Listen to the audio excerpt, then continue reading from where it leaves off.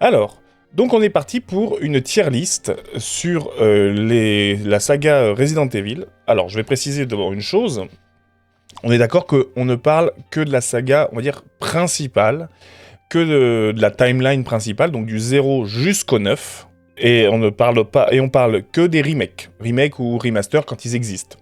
C'est-à-dire que je ne parle pas, on ne parlera pas, il n'y aura pas dans cette playlist le 1 original, le 2 original, le 3 original, Code Veronica ou les deux Resident qui sont sortis à part. Voilà, donc c'est vraiment du 0 jusqu'au 9. Je sais plus comment ils s'appellent, les Outbreak ou je sais pas quoi. Bref, cela révélations. Les révélations, tout ça, on n'en parlera pas. On se concentre juste sur la playlist, sur la saga principale. J'ai quand même inclus le 0, parce que je le considère comme dans la timeline principale. Aux révélations et Outbreak. Donc, je vais remonter dans l'ordre quasiment, parce que vous verrez qu'il y a quand même une petite exception, hormis ce 0 que je ferai après le 2 remake, avant le 1 original. Voilà, on va se lancer tout de suite, parce que ça va être un petit peu long. On va commencer donc par le Resident Evil 9. Alors, je vous ai aussi mis une petite télé pour vous permettre d'avoir un petit peu de gameplay. Voilà, pendant que je joue, vous avez un petit rappel du gameplay dans la télé, histoire de voir de quoi on parle. Toutes ces petites choses, c'est pour vous rendre le stream le plus agréable possible. Ce qui m'a pris surtout énormément de temps, ça a été de rédiger, bien sûr, de rédiger, oui, on va dire, les arguments pour chacun d'entre eux. Donc on va commencer par Resident Evil 9. Resident Evil 9, c'est le dernier qu'on ait fait ensemble. C'est celui qu'on a fini la semaine dernière. Donc je vais donner mon avis déjà global. C'est que c'est un Resident Evil que j'ai bien aimé. Globalement. Déjà ça c'est plutôt positif. C'est globalement un Resident Evil que j'ai apprécié. Donc je vais revenir sur les points d'abord que j'ai aimé, ce que j'ai moins aimé dans chacun des jeux. Ce que j'ai particulièrement aimé, donc je regarde un peu mes notes, hein. Ce que j'ai bien particulièrement aimé, du coup, c'est bien entendu toute la partie avec Grace. Ça, c'est vraiment la partie qui m'a le plus plu, on va dire. C'est ce retour aux sources d'une certaine façon d'un véritable survival horror, avec un personnage qui est vulnérable, qui est peu armé et qui est enfermé dans un huis clos, quoi. Qui est dans un huis clos étouffant. Ça, c'est quelque chose que j'ai beaucoup aimé sur le jeu. Surtout sur cette partie-là, on a un gameplay qui est basé sur la découverte, sur l'exploration de ce manoir. Enfin, de ce centre de recherche, plutôt. Ce que j'ai bien aimé aussi, c'est que comme j'ai joué, moi, dans un mode dans le mode de difficulté, même si c'était normal, j'ai aussi fait le choix d'avoir ces sauvegardes par le biais du ruban encreur, ce qui j'ai trouvé plutôt intéressant parce que du coup ça réintroduit une notion de danger. C'est ça qui va faire en sorte que votre progression elle est sanctionnée si jamais vous ratez votre coup. Donc vous devez savoir quand est-ce que vous allez sauvegarder, quand est-ce que vous ne pouvez pas sauvegarder, vous allez prendre un risque. Et cette chose-là, c'est ce qui permet en fait de lier, disons, la tension du personnage à votre tension de joueur en quelque sorte. Vous avez peur pour votre personnage parce que vous avez peur pour votre progression en tant que joueur. Vous dites merde, si le personnage meurt, en fait ma progression est flinguée, je vais devoir refaire des trucs que j'ai déjà fait potentiellement.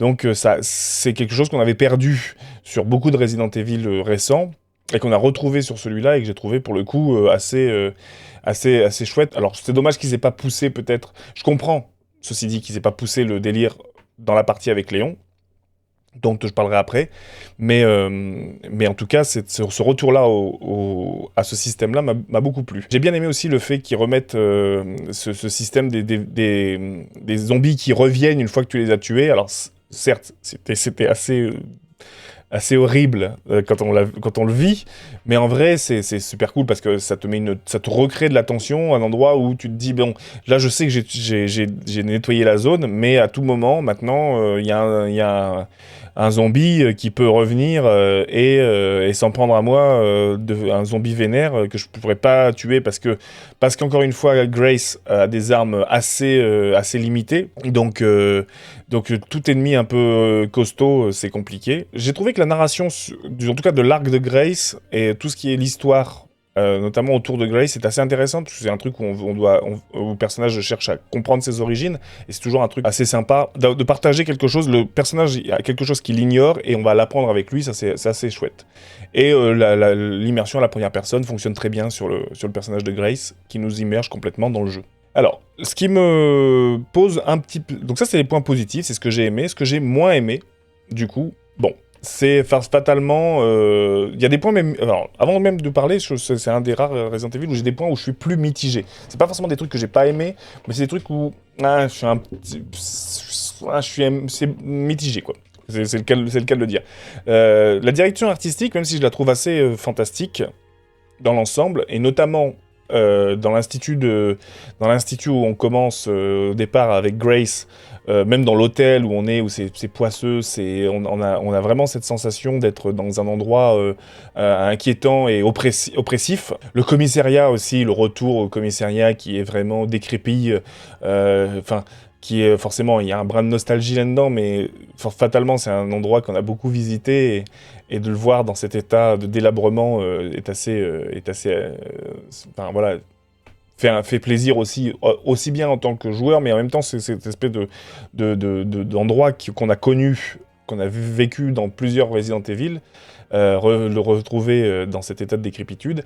Mais voilà, c'est pas mal. Mais maintenant, ça c'est les deux points que j'aime bien, mais je trouve que bon, le dernier tiers du jeu, en termes de game design, de direction artistique, la dernière tiers du jeu dans le laboratoire est peut-être un poil moins intéressante, mais en tout cas, ce qui est sûr, c'est que la partie dans Raccoon City, la ville, là, avec les tours, etc., là, j'ai trouvé que c'était pas très agréable. C'était pas du tout une partie en termes de... Je la trouve grise, pas très intéressante en termes d'ambiance, etc.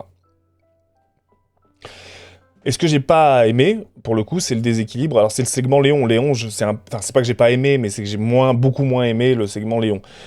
Et ça s'est pris des couleurs, mais c'est sûr. Mais on est d'accord. Mais c'est pas qu'une question. Comment dire, la DA fait que tu t'es que dans des endroits grisâtres, dans des endroits. Il pourrait quand même. Il y a des trucs qui ont survécu à ce missile. Il y a des endroits qui ont survécu. Et si tu vas à Tchernobyl 20 ans plus tard, parce que ça c'est 20 ans plus tard, Tchernobyl c'est fleuri, hein. Tchernobyl aujourd'hui, on est pas plus que 20 ans plus tard, on est un peu plus que ça, mais c'est fleuri, hein. Faut pas croire. La nature a repris ses droits quand même. Donc c'est un choix esthétique qui a été fait, très austère. Et du coup, c'est pas forcément. Je m'attends pas à voir des petites biches et des rivières, etc. Mais voilà, et puis même en termes de direction artistique, les lumières sont un peu crues, c'est pas quand on passe enfin bref, c'est une partie que j'ai un peu moins aimée.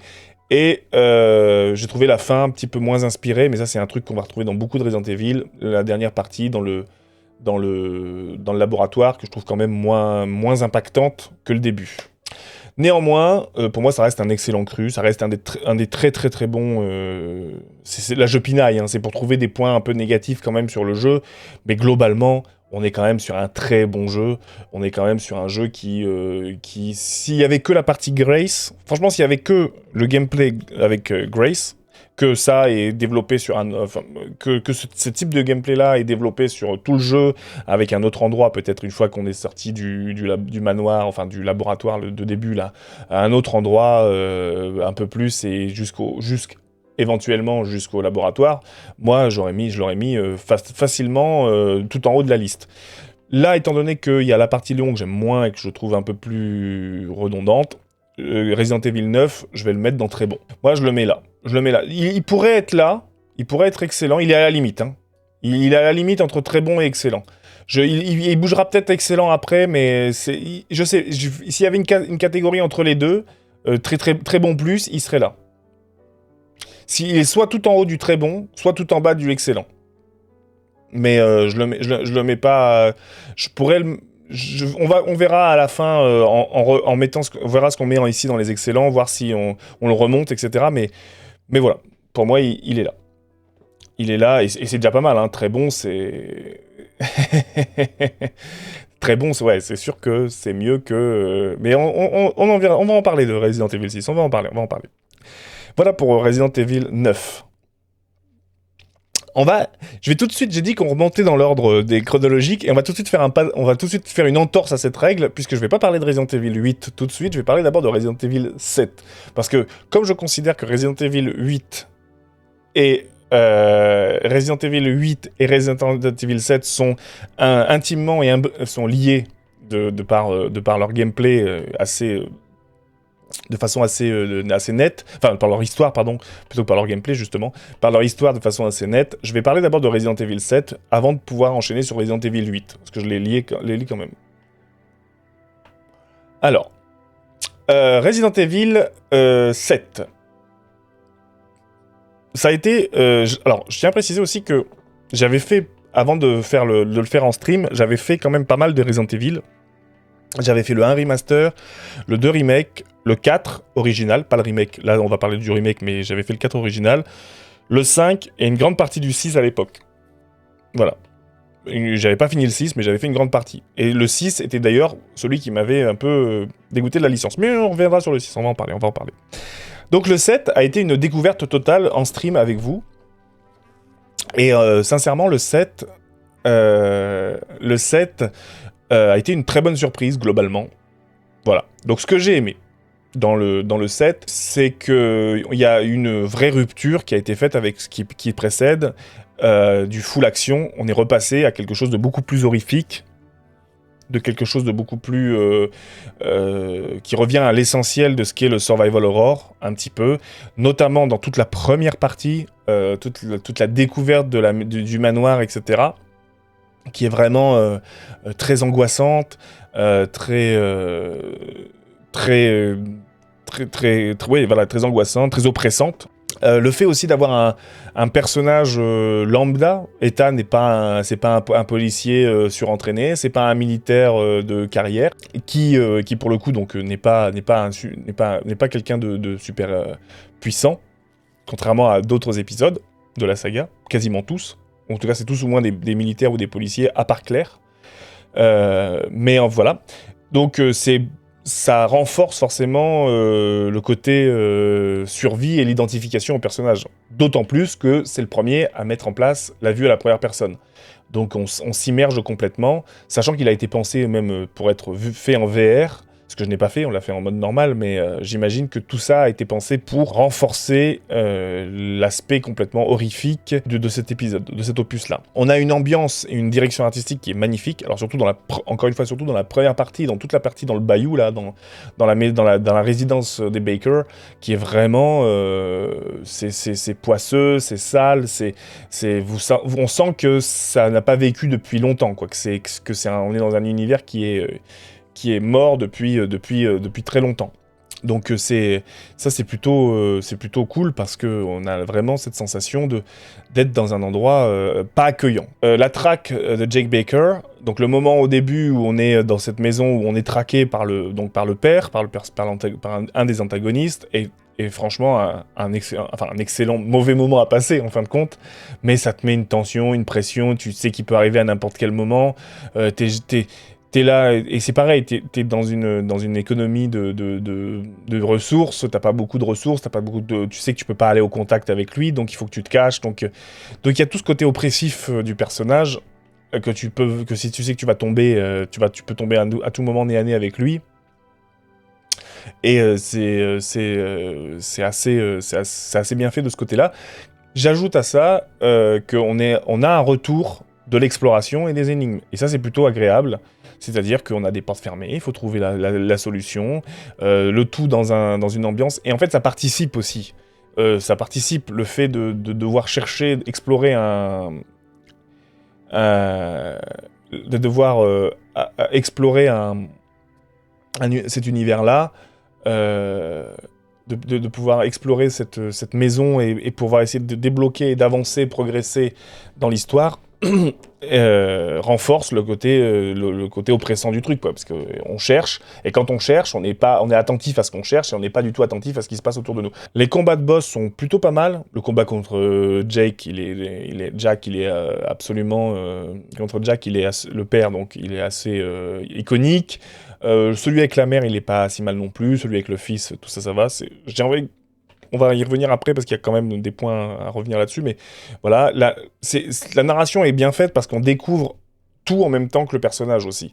C'est-à-dire qu'Ethan comprend pas pourquoi sa femme a disparu, il arrive et il va comprendre au fur et à mesure, en même temps que nous, ce qui se passe dans cette maison. Il comprend pas pourquoi les personnages se comportent comme ça, et on va comprendre au fur et à mesure, en même temps que lui. On n'en sait pas plus que le personnage, il n'y a pas quelqu'un qui vient lui apprendre des choses, il apprend au fur et à mesure, et donc on est encore plus immergé dans cette chose-là. Le sound design est incroyable, comme souvent dans les Resident Evil, quand même le sound design est quand même très fort, et toute la gestion de crafting des ressources est plutôt intéressante. Le fait que tu puisses voilà, faire tes ressources, enfin gérer tes ressources toi-même, rend le jeu aussi intéressant à ce niveau-là. Donc voilà pour ce qui est de ce que j'ai bien aimé dans cet opus. Il y a des choses que j'ai moins aimées. C'est le délitement de la tension, c'est-à-dire qu'au fur et à mesure qu'on avance dans l'histoire, en fait, au fur et à mesure qu'on se stuff aussi, au fur et à mesure qu'on s'habitue forcément au personnage, il n'y a pas beaucoup de bestiaires différents aussi, on rencontre que la même chose. Donc clairement, c'est un petit peu le problème, quoi. C'est qu'au fur et à mesure, on commence très faible, et puis au fur et à mesure qu'on s'enrichit, qu'on s'arme, et qu'on devient de plus en plus puissant, finalement la menace se recule, disparaît. Parce que le personnage est capable de mener... on est plus armé, finalement, tout simplement, contre la menace. Et la tension diminue un peu jusqu'au point où elle est complètement annihilée, qui est dans la dernière partie du jeu, qui est vraiment pour moi la partie la plus faible. Une fois qu'on quitte la résidence, qu'on quitte la résidence des Baker, on arrive dans le bateau, du coup, et cette partie-là est beaucoup moins inspirée, je trouve, beaucoup moins intéressante que la première partie. On est plus là dans l'explication du lore et de l'histoire. C'est pour conclure, il faut conclure à un moment ou à un autre. Et je trouve que le lien avec la saga est quand même un peu forcé. C'est-à-dire que on voit que la fin, il fallait faut raccrocher les wagons avec Resident Evil global, la saga, et avec l'univers de Resident Evil, et c'est un peu raccroché c'est un peu fait au forceps, quoi. Donc ça, c'est un petit peu dommage. Maintenant, ce jeu, il arrive effectivement après un moment où la licence avait besoin d'un nouveau souffle. Donc moi, c'est pareil, c'est un jeu que j'ai beaucoup aimé. Je suis un peu comme vous. Moi, je vais le mettre en très bon. Je vais le mettre en très bon. Moins bien, je trouve, que Resident Evil 7, parce que je trouve que Resident Evil 9, même s'il y a une partie que j'aime moins dans Resident Evil 9, mais je trouve que la partie avec Grace est tellement impactante dans le 9 qu'elle remonte globalement l'intérêt que j'ai pour le jeu.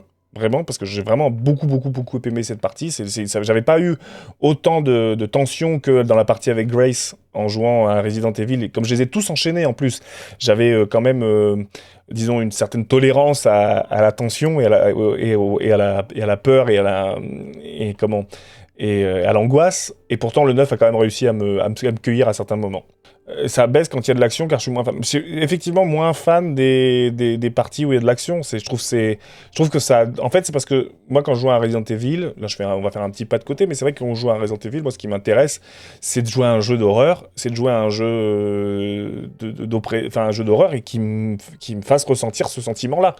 De me sentir mal à l'aise, comme quand on regarde un film d'horreur, en fait. Je joue à un jeu d'horreur comme que je regarde un film d'horreur, en fait. C'est-à-dire me sentir vulnérable, quoi. Avoir peur, être là, pas oser entrer dans une salle, me dire putain qu'est-ce qui va me tomber dessus. Enfin, cette sensation-là, quand tu joues à un jeu, c'est ce que je recherche quand je joue à un Resident Evil. Clairement. Donc voilà pour le 7. On va passer au 8.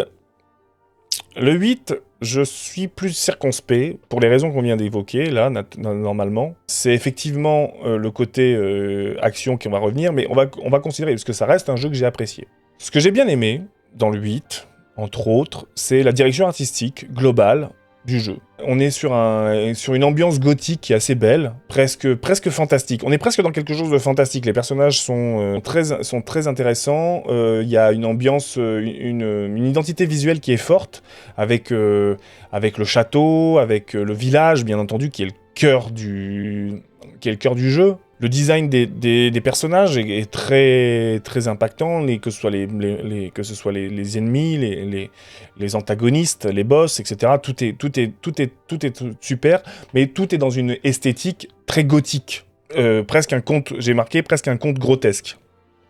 On est dans l'univers du conte. Et d'ailleurs, c'est pas étonnant, hein, le jeu commence par vous présenter, vous présente l'univers que vous allez visiter comme un conte. Hein. Il y a véritablement un conte. Et c'est exactement ce qu'a voulu donner le jeu, et c'est exactement ce qu'on ressent. C'est moi ce que j'ai ressenti. Le personnage du duc, etc., qui sont vraiment des archétypes, ou en tout cas des figures de presque mythologiques et d'archétypes du conte. Alors pas du conte pour enfants, ou d'avoir du conte un peu violent, et ça se marie bien avec la plongée dans l'Europe de l'Est, hein, qui est un pays qui regorge d'un folklore horrifique absolument riche. J'en sais quelque chose. Donc ça, pour le coup, ça marche plutôt bien. Il y a un véritable crescendo dans le jeu, en tout cas au départ, vraiment on arrive et on est plongé dans une espèce d'horreur absolue et de tension directe. J'ai trouvé le début vraiment très percutant. On est vraiment dans quelque chose qui vous chope directement. Alors certes, on est dans un truc un peu action, mais encore une fois, comme on a très peu de ressources au début, qu'on est très vulnérable, on va avoir tendance quand même beaucoup à esquiver les ennemis, à se sauver, et à craindre toutes les interactions avec les ennemis, quoi. On essaye quand même on va en avoir quelques-unes, on va récupérer des balles, etc. Mais il y a une vraie progression pour arriver jusqu'au château de Dimitrescu, qui est vraiment, alors là, pour le coup, pour moi, une de mes zones préférées, si ce n'est ma zone préférée. Je vais revenir un petit peu derrière, mais forcément le château avec Dimitrescu, on retrouve ce que j'aime beaucoup dans les trucs, dans les Resident Evil, de l'exploration, de la tension, de la présence perturbante par le biais des personnages de Dimitrescu et de ses filles. Clairement, on est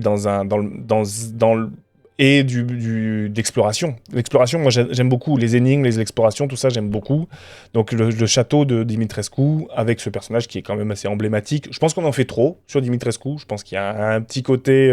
Enfin moi personnellement j'ai trouvé le personnage sympa, mais je pense qu'on en fait un peu beaucoup sur le personnage. Voilà, d'autant plus que c'est assez décevant parce que moi je m'attendais pas que ce soit le premier antagoniste du jeu. Ensuite, il y a un autre passage que j'aime beaucoup, c'est la maison des poupées, là, donc Beneviento, qui est pour moi, là, un passage que j'adore. Un passage vraiment que j'adore, qui repose sur autre chose, sur une autre mécanique, sur un autre rapport à l'horreur et à la tension et à l'angoisse, qui est pas du tout un truc où vous savez, c'est dans l'attente de la menace différée. C'est-à-dire que vous faites quelque chose, vous vous dites oh putain il va me tomber un truc sur la tête, non c'est pas maintenant. Et on continue. Et vous dites, là, ça va arriver. Non, c'est pas maintenant. Et vous montez vous-même, en tant que joueur, votre propre pression, votre propre angoisse, elle monte tout seul. Je dis pas que c'est un personnage inintéressant, Lady Dimitrescu, mais je dis juste que c'est en faire beaucoup. Je pense qu'on la surestime un tout petit peu par rapport à l'importance même qu'elle a dans l'histoire, en fin de compte. Et ensuite, il y a j'aime bien le feeling que j'ai avec le gameplay, avec ce mélange entre la vue FPS, la gestion d'inventaire à la RE4 qui fonctionne très bien, le système du duc qui est très satisfaisant pour pouvoir... Ouais, on me l'a peut-être trop vendu aussi. Hein. J'avais entendu parler que de ça du jeu, donc forcément, tu places peut-être des attentes j'avais peut-être placé des attentes qui étaient insurmontables. Mais en tout cas, j'aime bien le retour comme ça de ce personnage, en termes de gameplay, le personnage du duc qui vous permet d'upgrader, de progresser, etc. C'est assez intéressant comme mécanique de gameplay. Je précise bien de gameplay parce qu'on va revenir après sur d'autres points. Ce que j'ai moins aimé. Dans ce que j'ai moins aimé, dans le Resident Evil 8, d'ailleurs, il y a toujours ce même problème, c'est que la fin, souvent, elle est beaucoup moins intéressante que le début. Ils ont du mal à garder le rythme de la tension tout le long sur leur jeu, c'est un truc incroyable. Il n'y a pas beaucoup qui arrivent à faire ça. Et ça, c'est aussi le cas. L'usine d'Eisenberg, j'ai trouvé un petit peu trop longue. Encore une fois, trop axée sur l'action. T'as beaucoup... Enfin, je me souviens quand t'arrives dans le truc, là, et que tu défourailles à peu près 2600 monstres. Tu défourailles à tout crin, là, des monstres par dizaines, par centaines. Enfin, au bout d'un moment, j'en avais juste marre. J'avais juste envie que ça s'arrête et juste envie de pouvoir me poser, en fait. C'est important en termes de rythme, d'avoir des moments, qu'il y ait un moment ou deux où il y a une petite... Il y en a un dans le 9 d'ailleurs, ce moment-là. Il y a un moment avec Grace, quand on pose la gamine, on se fait agresser par une vague de zombies qui viennent sur nous, mais ça dure qu'un temps. On a une petite respiration parfois avec Léon, etc., mais ça ne dure qu'un temps. Et c'est fait pour redonner un petit coup de punch, mais après, ça reprend son temps, ça te repose une ambiance. Là, la fin, elle part crescendo, avec, en point d'orgue, le passage avec Chris, alors que j'ai vraiment trouvé, mais infernal, insupportable. J'ai vraiment pas aimé le passage avec Chris, qui est vraiment un TPS. C'est vraiment la partie que je trouve la moins pertinente et la moins aboutie du jeu. Enfin, en tout cas, moi, qui m'a un peu fait décrocher. J'avais juste envie que ça se termine, cette partie-là. Et enfin, on va arriver au point qui est le plus intéressant. C'est celui que j'ai mis le plus de temps à écrire. C'est vraiment celui qui m'a pris le plus de temps à expliciter et pour pouvoir bien être clair. Et c'est ce qui fait, et c'est aussi ce point-là qui fait que j'ai parlé d'abord du 7 avant de parler du 8. Donc je vais préciser maintenant qu'on va allègrement spoiler, divulgacher l'histoire, ce que je n'ai pas fait sur les autres. Je vais devoir divulgacher énormément sur l'histoire, donc si vous n'avez pas... Bon, normalement, si vous avez été là en stream, vous l'avez vu, vous connaissez certainement, mais si vous ne connaissez pas et que vous ne voulez pas vous divulgacher l'histoire du 8, on va en parler. Et alors là, je vais prendre mes notes parce que c'est assez compliqué, ce que je vais essayer d'évoquer.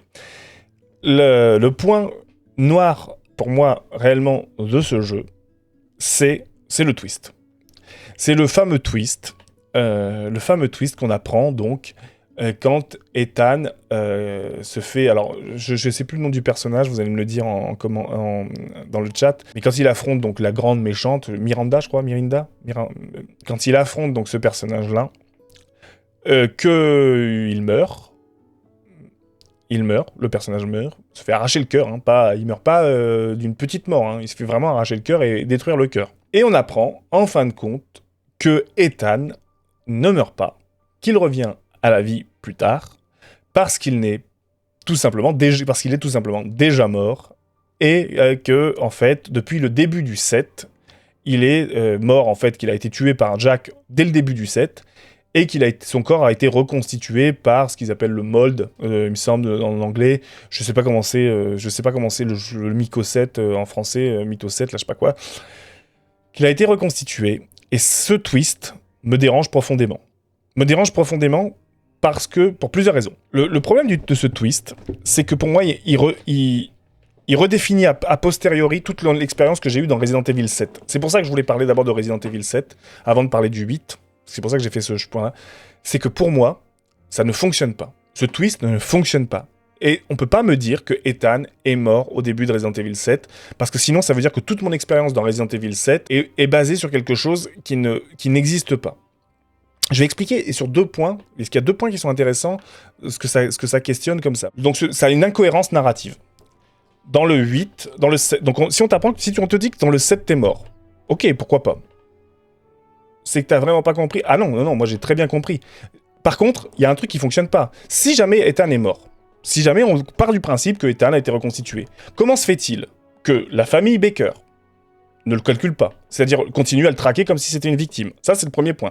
Comment se fait-il que Mia, qui est censée savoir ce qui se passe, ne le prévient pas? Comment se fait-il que Chloé ne le prévient pas? Que personne ne le prévient. C'est-à-dire que personne ne le prévient. Tout le monde fait comme si c'était un personnage absolument normal. Et pire que ça, comment se fait-il que Evelyn Comment se fait-il que Evelyn ne le contrôle pas, en fin de compte? Donc, il y a tout un ensemble d'une dissonance comme ça, d'incohérence narrative qui ne fonctionne pas. Non, mais ils disent bienvenue dans la famille. Mais ils disent bienvenue dans la famille à tous les personnages. Si tu fais les DLC, c'est la même chose. Ils testent le truc. Ils testent le personnage. Et bienvenue dans la famille, pour moi, c'est une écriture a posteriori. Ils ont trouvé quelque chose dans le 8, et ils ont voulu le faire coller dans le set, parce qu'il fallait bien. Oui, non, mais qu'elle le laisse en vie, c'est une chose. Mais mais pourquoi elle ne le contrôle pas? Pourquoi quand elle disparaît, pourquoi quand Evelyn disparaît, et soit Ethan ne disparaît pas également quand il est parce qu'il est plus relié au Miko 7? Pourquoi, alors que si vous avez fait le DLC notamment du 7, si vous faites le DLC de Chloé, vous apprenez que Chloé est calcifiée un petit peu. Elle est dans un état second, et que son oncle vient pour la sauver et lui donne un remède qui lui permet de revenir à la vie, de purger le Miko 7. Donc il y a une dissonance ici à un moment où ça fonctionne pas. Ça fonctionne pas du tout. Ethan, dans le 7, et en plus de ça, il y a un autre problème que ça me pose, moi, c'est que si on me dit après coup, en fait, le personnage que tu avais, qui était un personnage que tu as incarné, qui était un personnage vulnérable, fragile, etc., avec une capacité de résilience, l'histoire que te raconte le 7, c'est quoi? Le 7 te raconte l'histoire d'un mec lambda, qui vient pour essayer de retrouver, et potentiellement de sauver sa femme, mais en tout cas de retrouver sa femme, et qui se retrouve aux prises avec une famille de dégénérés, dans un premier temps ce qu'ils pensent être comme des dégénérés, et qui, par sa capacité de résilience, par son incroyable volonté de vivre et de s'en sortir, réussit à se défaire de cette famille et à renverser la situation. C'est ça que ça te raconte. Si on te dit en fait que dès le départ, il est juste déjà un personnage hors du commun, ça perd l'intérêt pour moi, ça perd l'intérêt de Resident Evil 7, en fait. C'est pour ça que c'est pas pour ça que j'aime pas non plus ce twist, parce qu'autant dans le 8, s'il était circonscrit au 8, pourquoi pas, mais le fait que ça vienne empiéter a posteriori sur ce que ça t'a raconté du 7, le 7 qui est un volume que j'aime bien, enfin je veux dire un épisode que j'aime bien par ailleurs, c'est pour moi, ça c'est compliqué. Ça c'est la première chose. Pour moi, il y a plein d'incohérences au niveau de l'histoire là-dessus. Je sens que c'est un truc qui a été rajouté dans le 8 et qui essaie d'expliquer des choses dans le 7 a posteriori, mais ça ressemble à du Redcoin, vraiment pas quelque chose de construit.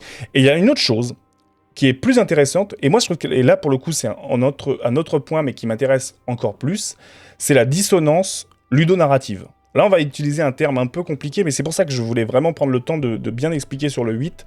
Alors, la dissonance ludonarrative, c'est la différence entre ce que te raconte l'histoire et ce que te fait jouer le gameplay.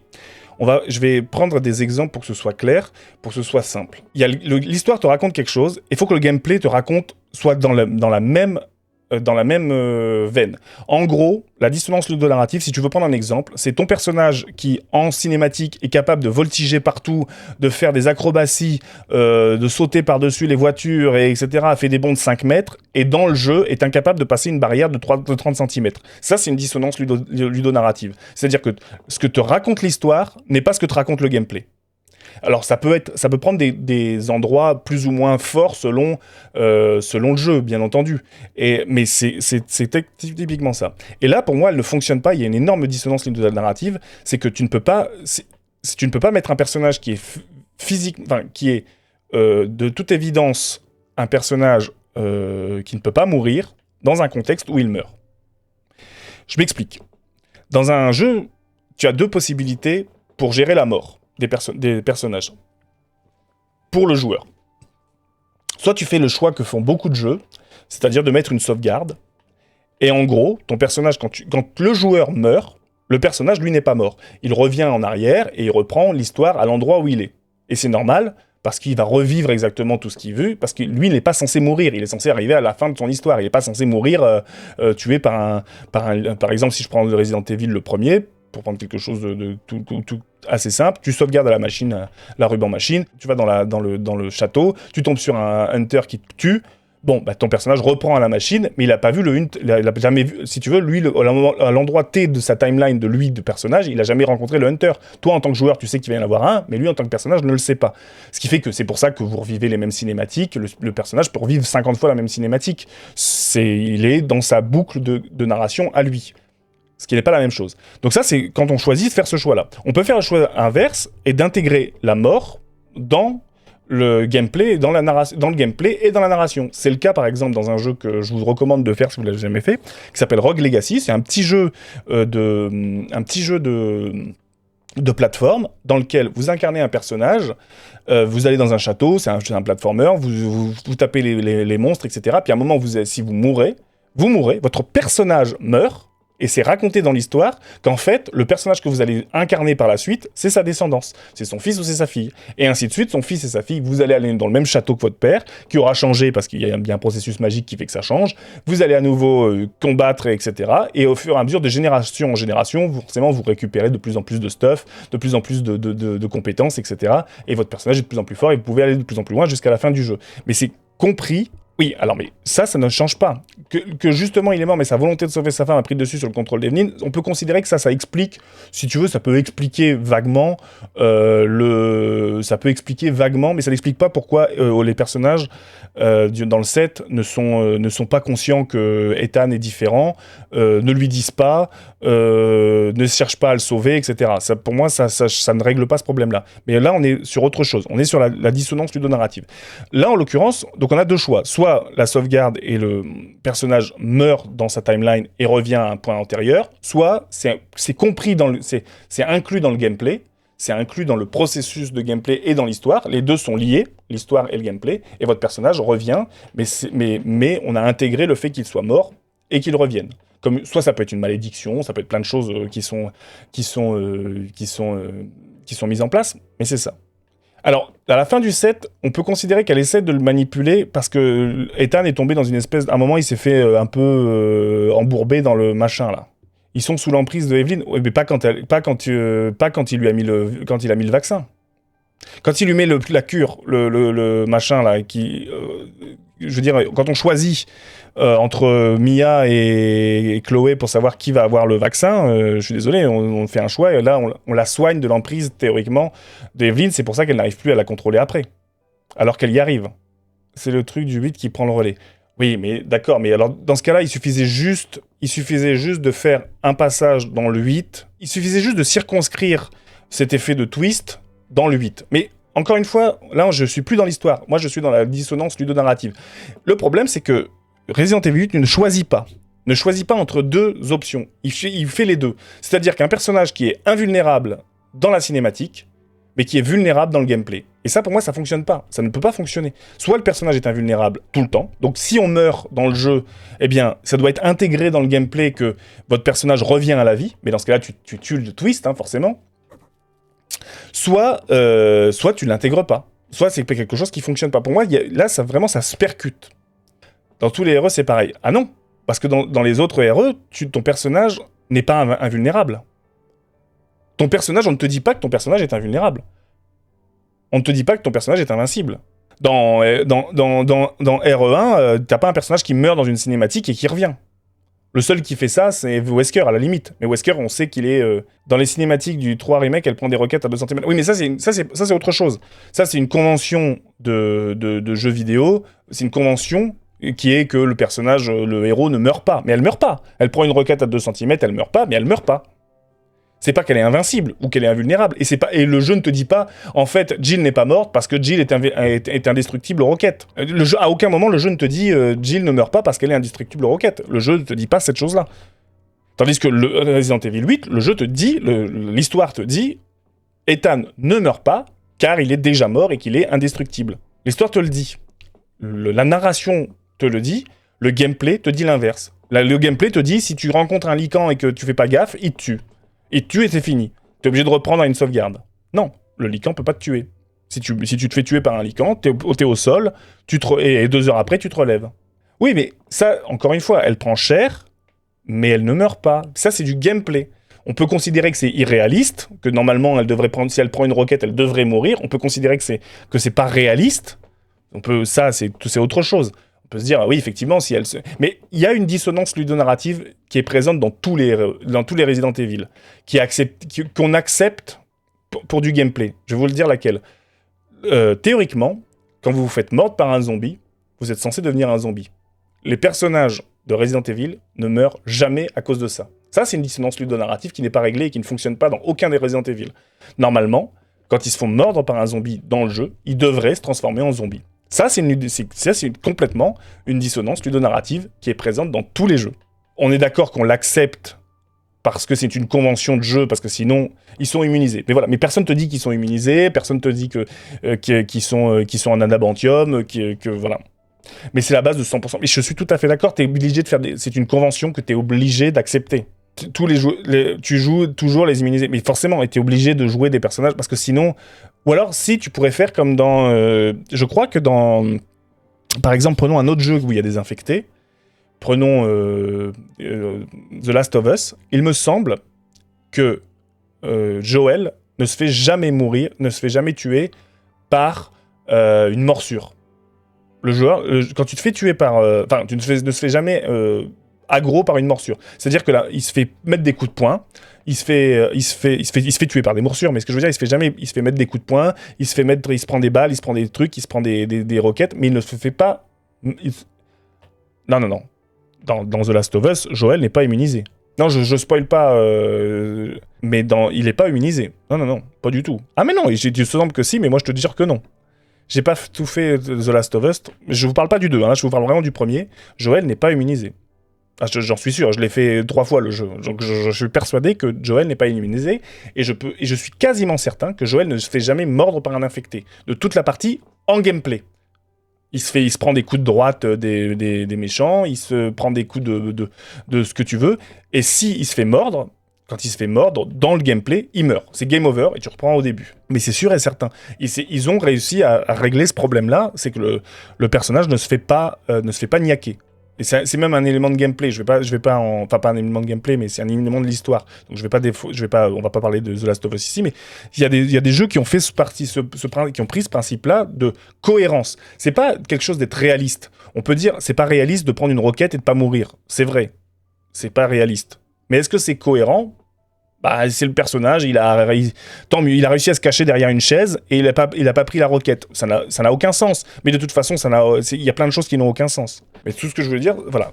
Bon, c'était très long, mais je trouve que c'était intéressant parce que je trouve que Resident Evil 8, pour le coup, il pose vraiment une question. Il pose la question de la narration a posteriori. Comment tu rebats les cartes d'une œuvre antérieure avec une œuvre qui lui succède, et comment, au sein de ton jeu, tu mets en place une dissonance ludonarrative qui fait que tu annihiles quelque part même l'essence de ton jeu. Parce que si ton personnage était invulnérable, il n'a plus d'essence d'avoir peur, il n'a plus d'essence d'avoir de la crainte, etc., puisqu'il est indestructible. Tout ça pour dire que Resident Evil 8, je le place quand même, parce que malgré tout, indépendamment, si on le prend juste en tant que tel, juste en tant que jeu en lui-même, c'est un bon jeu. C'est quand même un bon jeu, j'ai passé un bon moment dessus, j'ai trouvé qu'il y avait plein de choses intéressantes sur le jeu. Pour moi, il est moins bien que le 7 quand même. Il a un côté un peu action surtout sur la fin où ça va vraiment n'importe quoi, mais il a des très bons passages. J'ai bien aimé le passage avec Lady Dimitrescu, j'ai bien aimé le passage avec Benenvietto, là. Un petit peu moins le passage avec l'espèce de poisson, là, le mec poisson, et moins l'Heisenberg. Heisenberg est sauvé parce que... Le passage Heisenberg est sauvé parce que le combat de boss est plutôt cool. Mais Resident Evil Village, non, il est forcément en dessous de ces deux-là, et c'est un bon jeu, mais on n'est pas dans du très bon, on n'est pas encore moins dans du excellent. Alors, on remonte. On a fait long, on fera long sur aucun des autres jeux parce qu'il n'y a que Resident Evil 8 qui m'a pris la tête comme ça, mais parce que ça m'a permis de me poser des questions sur le gameplay, sur comment tu racontes une histoire, comment tu implémentes ton gameplay avec ton histoire, et je trouvais que c'était intéressant, et je ferais peut-être le 7 est supérieur au 8. Ouais, moi aussi, je trouve. Largement. Alors, on quitte le 8 et on va aller sur le 6. Alors le 6, ça va être rapide. Hein, on va pas, comme on dit, tortiller du popotin pour chier droit. Le 6 c'est une catastrophe. Voilà, c'est une... La catégorie horrible existe, c'est pour le 6. Bon, je vais pas spoiler, je vais le mettre directement. Hein. Pour moi, il est affreux. Il est horrible. De toute façon, c'est marqué, c'est simple. Hein, dans chacun, j'ai essayé de faire des trucs quand même. Ce que j'ai aimé et ce que je n'ai pas aimé. Dans ce que j'ai aimé dans Resident Evil 6, j'ai eu énormément de mal à trouver quoi que ce soit. J'ai rien trouvé. J'ai rien aimé dans ce jeu. correct, j'aime bien les FPS. Mais c'est même pas un bon FPS, c'est même pas un bon TPS, c'est un TPS... alors, je vais vous dire. Donc, le gameplay, pour moi, il est insupportable. C'est truffé de... Ce que j'ai aimé, finir le jeu. Passer à autre chose. Non, mais vraiment... Alors le gameplay pour moi est insupportable, c'est truffé de QTE à tout va, c'est frustrant à mort. On a affaire à un TPS, mais bas de gamme en fait, un TPS vraiment pas fun, parce qu'il y a la rigidité des Resident Evil avec la volonté de faire un TPS nerveux, mais sauf que c'est rigide et en même temps il y a plein de trucs partout et enfin bref, techniquement c'est ultra daté, que t'as l'impression vraiment d'avoir un mélange de ce qui marche pas dans l'un et ce qui marche pas dans l'autre. Ils ont tenté des trucs avec le personnage qui se jette par terre, etc. Mais c'est le gameplay, vraiment, la manette m'est tombée des mains, quoi. Bon, l'histoire... alors, les Resident Evil n'ont jamais brillé forcément par leur histoire, si ce n'est les derniers, qui ont quand même essayé d'apporter quelque chose d'un peu plus intéressant, on va dire. Mais celui-là, on est dans un blockbuster sans âme, avec on n'y comprend rien, c'est vraiment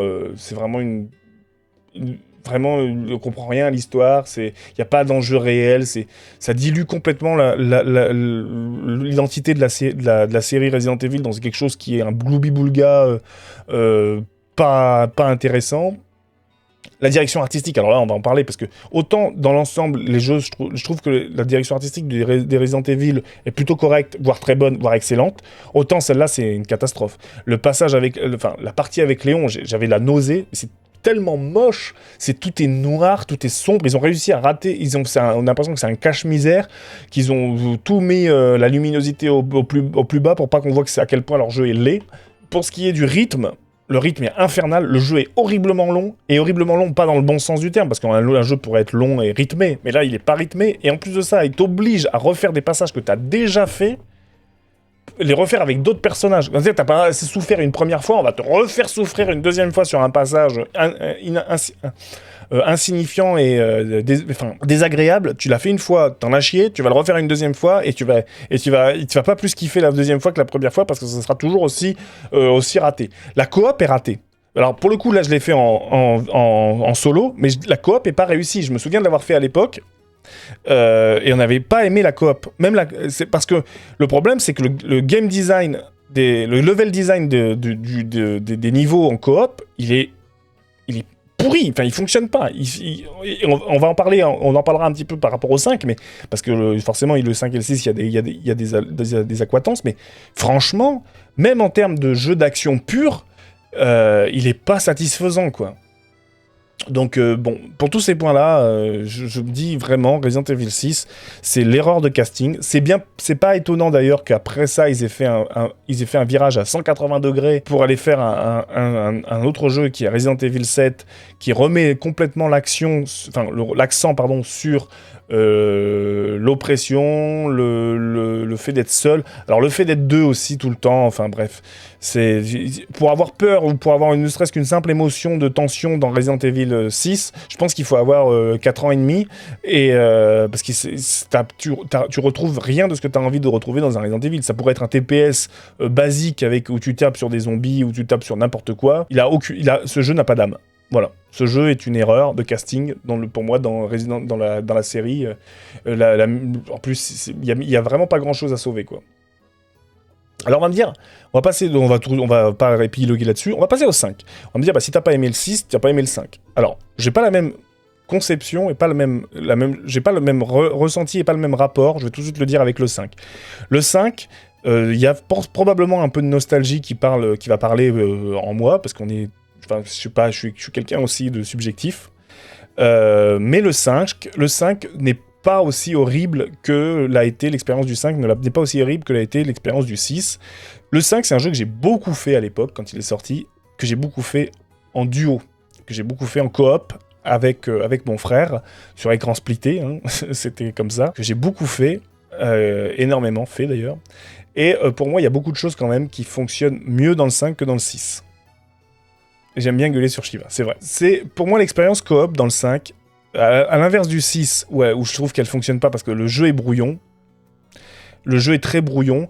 Dans le 5, quand même, je pense que quand vous faites l'expérience en coop, autant l'expérience en solo, bon, c'est autre chose, mais l'expérience en coop est quand même assez agréable. C'est complètement un jeu d'action. C'est assumé comme étant un jeu d'action. Pour moi, si tu veux, c'est un mauvais Resident Evil, mais c'est pas un mauvais jeu en soi. C'est pas un horrible jeu, c'est pas un très mauvais jeu. C'est un mauvais Resident Evil. Donc, si on le classait comme Resident Evil, on le mettrait probablement en bas du classement. Si on le classait que purement en Resident Evil, mais il faut aussi prendre en compte que c'est un jeu, et qu'un jeu peut aussi te procurer des émotions autrement que par rapport à sa licence. Donc ça, moi j'ai trouvé quand même que c'était un bon jeu d'action en coop, avec un level design que je trouve quand même plus intéressant que dans le 6, qui est vraiment un couloir où tu cours. Là, il y a plein de moments, alors pas tout le temps, pas systématiquement, mais il y a plein de renouvellements de gameplay. Vous êtes sur la barque, vous êtes sur la moto, enfin sur le camion, vous êtes un coup sur le bateau, vous êtes sur le bateau. Oui, vous baladez là dans les marais, etc. Et puis quand vous arrivez dans ces trucs-là, c'est une grande zone où vous pouvez aller, où à deux vous pouvez aller n'importe où, vous mettre un coin, l'autre à un autre coin, prendre les ennemis qui arrivent à revers, vous organiser, etc. C'est un pur jeu d'action. Qui a en plus un truc assez intéressant, c'est que tu sais, comme il est chapitré, c'est un Call of Duty où il y a un côté un peu comme ça. Oui, faut le faire en coop, hein. C'est un jeu d'action et il y a un côté aussi qui est très arcade assumé. Le fait que ce soit chapitré et que vous puissiez refaire les chapitres à votre guise, à un moment où vous pouvez faire n'importe quel chapitre, reprendre n'importe quel chapitre, ça pousse au scoring aussi. C'est essayer d'avoir le rang S, voire le rang double S. Parce que je crois qu'il y a même le rang double S dans celui-là. Donc ça pousse à l'envie de se dire, ah tiens, on va se relancer le chapitre 6 là et on va essayer de le défoncer, de tuer tout le monde et d'avoir le rang double S dans tous les niveaux de difficulté. Donc c'est en ce sens-là que je trouvais que le jeu avait quelque chose à offrir quand même en termes de gameplay, même si c'est pas le TPS du siècle, hein, c'est pas le truc, mais il a pour lui aussi d'être sorti en 2009, donc il est sorti 3 ans avant le 6, entre le 2009, entre celui-là et le 6, il y a quand même beaucoup de temps qui sont passés, beaucoup de TPS qui sont sortis, beaucoup d'autres jeux qui sont sortis. Et Resident Evil, ne serait-ce que le fait que tu n'aies pas de système de couverture, que tu sois juste là comme ça avec un gameplay ultra rigide, on fait pas un très très bon TPS. Clairement, jouer tout seul, c'est une catastrophe par contre, c'est très très chiant. C'est très très chiant. L'IA de Shiva est vraiment pas agréable, est vraiment chiante parce que c'est compliqué de gérer l'IA. Il aurait fallu peut-être un système où on puisse switcher entre les deux personnages, pourquoi pas, pour rendre le truc un peu plus dynamique. Ça aurait été pas mal si tu joues tout seul, ou tout simplement quand tu joues tout seul, tu joues tout seul. T'as pas un autre personnage à côté de toi, t'as pas un assist, tu joues tout seul. C'est assumé comme soit tu peux jouer tout seul, soit tu peux jouer avec Shiva, mais dans tous les cas, tu choisis selon ce que t'as, mais pas avec une IA qui fait n'importe quoi, qui peut prendre le risque de mourir, qui peut prendre le risque de se coincer dans un coin, de gâcher des balles, de gâcher des ressources d'herbe, etc. T'es obligé de gérer l'IA et son inventaire. Et en plus, c'est l'épisode qui marque complètement quand même le virage action, TPS. Donc fatalement, il a pas une place. Il a pour le coup une place un peu spéciale dans mon cœur. C'est que il marque la fin. En fait, il est la transition. C'est la transition entre le 4 et le 6. Il est encore suffisamment proche du 4, un peu proche du 6, mais ça va encore. Il n'a pas encore sombré complètement dans ce que va être le 6 plus tard. Et la rigidité des personnages, etc. Donc, pour moi, je le place quand même en correct. Je le mets pas en décevant, parce que je sais qu'en duo, je passe un moment correct là-dessus. C'est pas un bon jeu, c'est pas un mauvais jeu. C'est pas décevant plus que ça, c'est correct. C'est bof. C'est un jeu qui a 12, et il a un bon 12, et c'est bien. Très bien, il est 11, quoi. Ça reste mieux que Resident Evil 6. C'est plus court, c'est plus nerveux, c'est plus diversifié quand même dans le truc. Il y a des passages qui sont horribles, hein, il y a des passages qui sont affreux. Et ça a le mérite aussi parce que je trouve quand même pas mal qu'il y a pour lui, alors même si c'est fait de façon très, très contestable, mais le fait de placer l'action dans un pays africain, mine de rien, il n'y a pas beaucoup de jeux qui se passent en Afrique, donc faire un jeu qui se passe ailleurs qu'en Europe, ailleurs qu'en Occident, c'est en tout cas c'est une intention louable. Alors après, ça a donné lieu à des controverses et à quelques, disons, c'est l'Afrique vue par, c'est vu par, je sais pas, Capcom, c'est des Japonais, mais enfin, est-ce que c'est de l'Afrique vue par le Japon? Je ne sais pas, mais en tout cas, c'est vrai qu'il y a quelques trucs, mais au moins, ça change un peu. Ça change un peu à ce niveau-là. Ok, on va passer au 4. Et là, le 4, il va y avoir des désaccords. Voilà, là, il va y avoir des désaccords, je pense. Merde. Resident Evil 4, pour beaucoup, je sais que c'est souvent la première expérience de Resident Evil. Je serais pas surpris, Sarah, que ce soit ton premier RE. Je serais pas surpris, c'est peut-être pas le cas, mais je serais pas surpris que ce soit ton premier RE. Le premier auquel t'es joué, en tout cas. Resident Evil 4, alors, ce que j'ai aimé... Donc là, on va parler du remake. Mais la plupart de ce que je vais dire sur le remake est quasiment... pourrait quasiment être à l'identique sur Resident Evil original. Donc, j'ai trouvé que le gameplay était assez modernisé sur le 4, même que ce soit l'original, mais on va parler du remake, hein. C'est super fluide, avec la parade de haut couteau qui ajoute quand même un petit côté technique au jeu qui manquait. La direction artistique est vraiment belle, pour le coup le jeu est très beau, ils ont repimpé toutes les couleurs, ils ont retiré quelques passages qui pouvaient être un peu bizarroïdes, ils en ont ajouté quelques-uns qui sont bienvenus, un peu étoffé la zone du marais, etc. Le rythme qui est quand même bon sur Resident Evil, avec des nuances quand même, mais globalement c'est quand même pas mal. Il faut que je mette le gameplay, c'est vrai. Je trouve que le traitement des personnages, Léon est quand même beaucoup mieux, beaucoup moins caricatural que dans sa version... Enfin, quoique, il y a des trucs que j'aimais bien dans Léon original, il y a des trucs que j'aime bien dans ce Léon-là, mais j'aimais bien les façons qu'il avait de taunt un petit peu, les répliques qu'il y avait avec... c'est avec Salazar, je crois. Il y avait tout un jeu comme ça avec Salazar qui était assez marrant. Là, ça a un peu disparu. Bon, pourquoi pas. Par contre, le personnage de Ashley est beaucoup plus intéressant, beaucoup mieux écrit et beaucoup moins pénible dans la version remake que dans la version originale. Le fait que tu doives pas qu'elle soit beaucoup plus autonome, que tu doives pas attendre à chaque échelle pour la faire sauter, que tu doives pas faire attention, qu'elle est quand même quasiment... elle peut se faire enlever, mais elle peut pas mourir, etc. Toutes ces choses-là font qu'elle se débrouille quand même globalement tout seul. Les personnages secondaires sont... Enfin... secondaires positifs sont développés. Je pense que Louis est plus intéressant et plus développé, et c'est certes un peu une caricature de playboy, de macho, de Don Juan, de Don Juan hispanique, mais le personnage est sympathique. L'histoire est un peu plus développée, le lore est un peu plus développé autour des personnages secondaires, autour de lui justement, de Ada, de Wesker. D'ailleurs, j'ai oublié de préciser un truc dans le 5. Oui, ça j'ai oublié de dire un point hyper important. Wesker est absolument incroyable dans le 5. Ça j'ai oublié de le dire, il a les meilleures répliques de tout Resident Evil. Ça c'est sûr. C'est la première fois aussi que Resident n'avait pas de zombies. C'est vrai que c'est la première fois il y a des infectés liés à un plaga, donc à un parasite. Bon, ça change pas grand chose si ce n'est que ça fait c'est la même chose mais autrement. Pour ce qui est de tout ça, il y a un bon feeling. Globalement, le 4 fait tout très bien, il fait plein de bonnes choses. Il y a des points quand même que j'aime moins. C'est que forcément... c'est le début de l'orientation... action, quoi. On perd quasiment totalement la dimension exploration d'un univers. C'est très limité, quoi. Ça a été déjà le point que j'avais le moins aimé à l'époque. Le fait que c'est un couloir, en fin de compte. T'avances, tu vas prendre tu pars du point A, tu vas à ton point B, tu reviens à ton point A, t'as récupéré le truc, tu vas là. Il y a très très peu d'exploration, il n'y a pas de gratification à comprendre ça, les énigmes ont quasiment disparu, il en reste une ou deux par-ci par-là, mais c'est saupoudré pour dire deux. Je trouve que la fin, arriver sur l'île, je trouve que la fin, quand tu arrives sur l'île, c'est le point négatif. Le dernier tiers, hein, comme souvent. Je trouve que dans le combat contre... Le fait qu'ils aient retiré les QTE et le combat contre Krauser, qui est quand même plus intéressant dans cette version-là.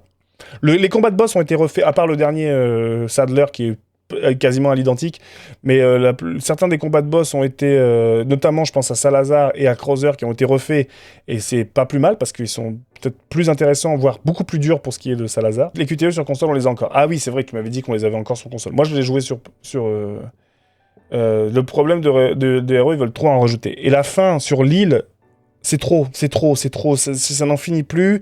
Tu passes ton temps à... T'es le seul mec, les mecs en face, ils sont armés jusqu'aux dents, toi, t'es là avec ton pistolet et ton machin, et tu annihiles une armée entière. C'est devenu... Et puis des mecs qui sont armés jusqu'aux dents, enfin... Il y a un côté... au fur et à mesure que le jeu avance, tu perds complètement le côté survival pour arriver vraiment du côté action pure. Et comme c'est ce que j'aime le moins dans les jeux, c'est tout droit pour défourailler. Ouais, c'est vrai, c'est pas tout à fait vrai dans tous les Resident Evil. On va quand même en évoquer quelques-uns après où c'est pas tout à fait le cas. Mais celui-là, c'est symptomatique. En tout cas, à partir du 4, c'est symptomatique de quelque chose qui va se reproduire souvent, des énormes phases de gunfight qui sont répétitives. Le gameplay se renouvelle pas. C'est-à-dire que vous faites toujours la même chose, vous arrivez dans un endroit, il y a plein de trucs partout, bah vous tirez, vous machin, et puis pouf, vous attendez, vous nettoyez la zone, et puis vous continuez, et puis vous nettoyez la zone, et puis vous continuez, et puis vous nettoyez la zone. En fait, il n'y a pas de richesse, parce qu'il n'y a pas de souplesse dans le gameplay. Vous prenez un jeu qui fait plus ou moins la même chose, Uncharted, vous prenez un jeu comme ça qui est aussi un TPS, alors je crois qu'il est un petit peu plus âgé, mais il y a plein de systèmes de mise en couverture, de visée automatique. Et c'est des jeux qui datent à peu près de la même période que l'original.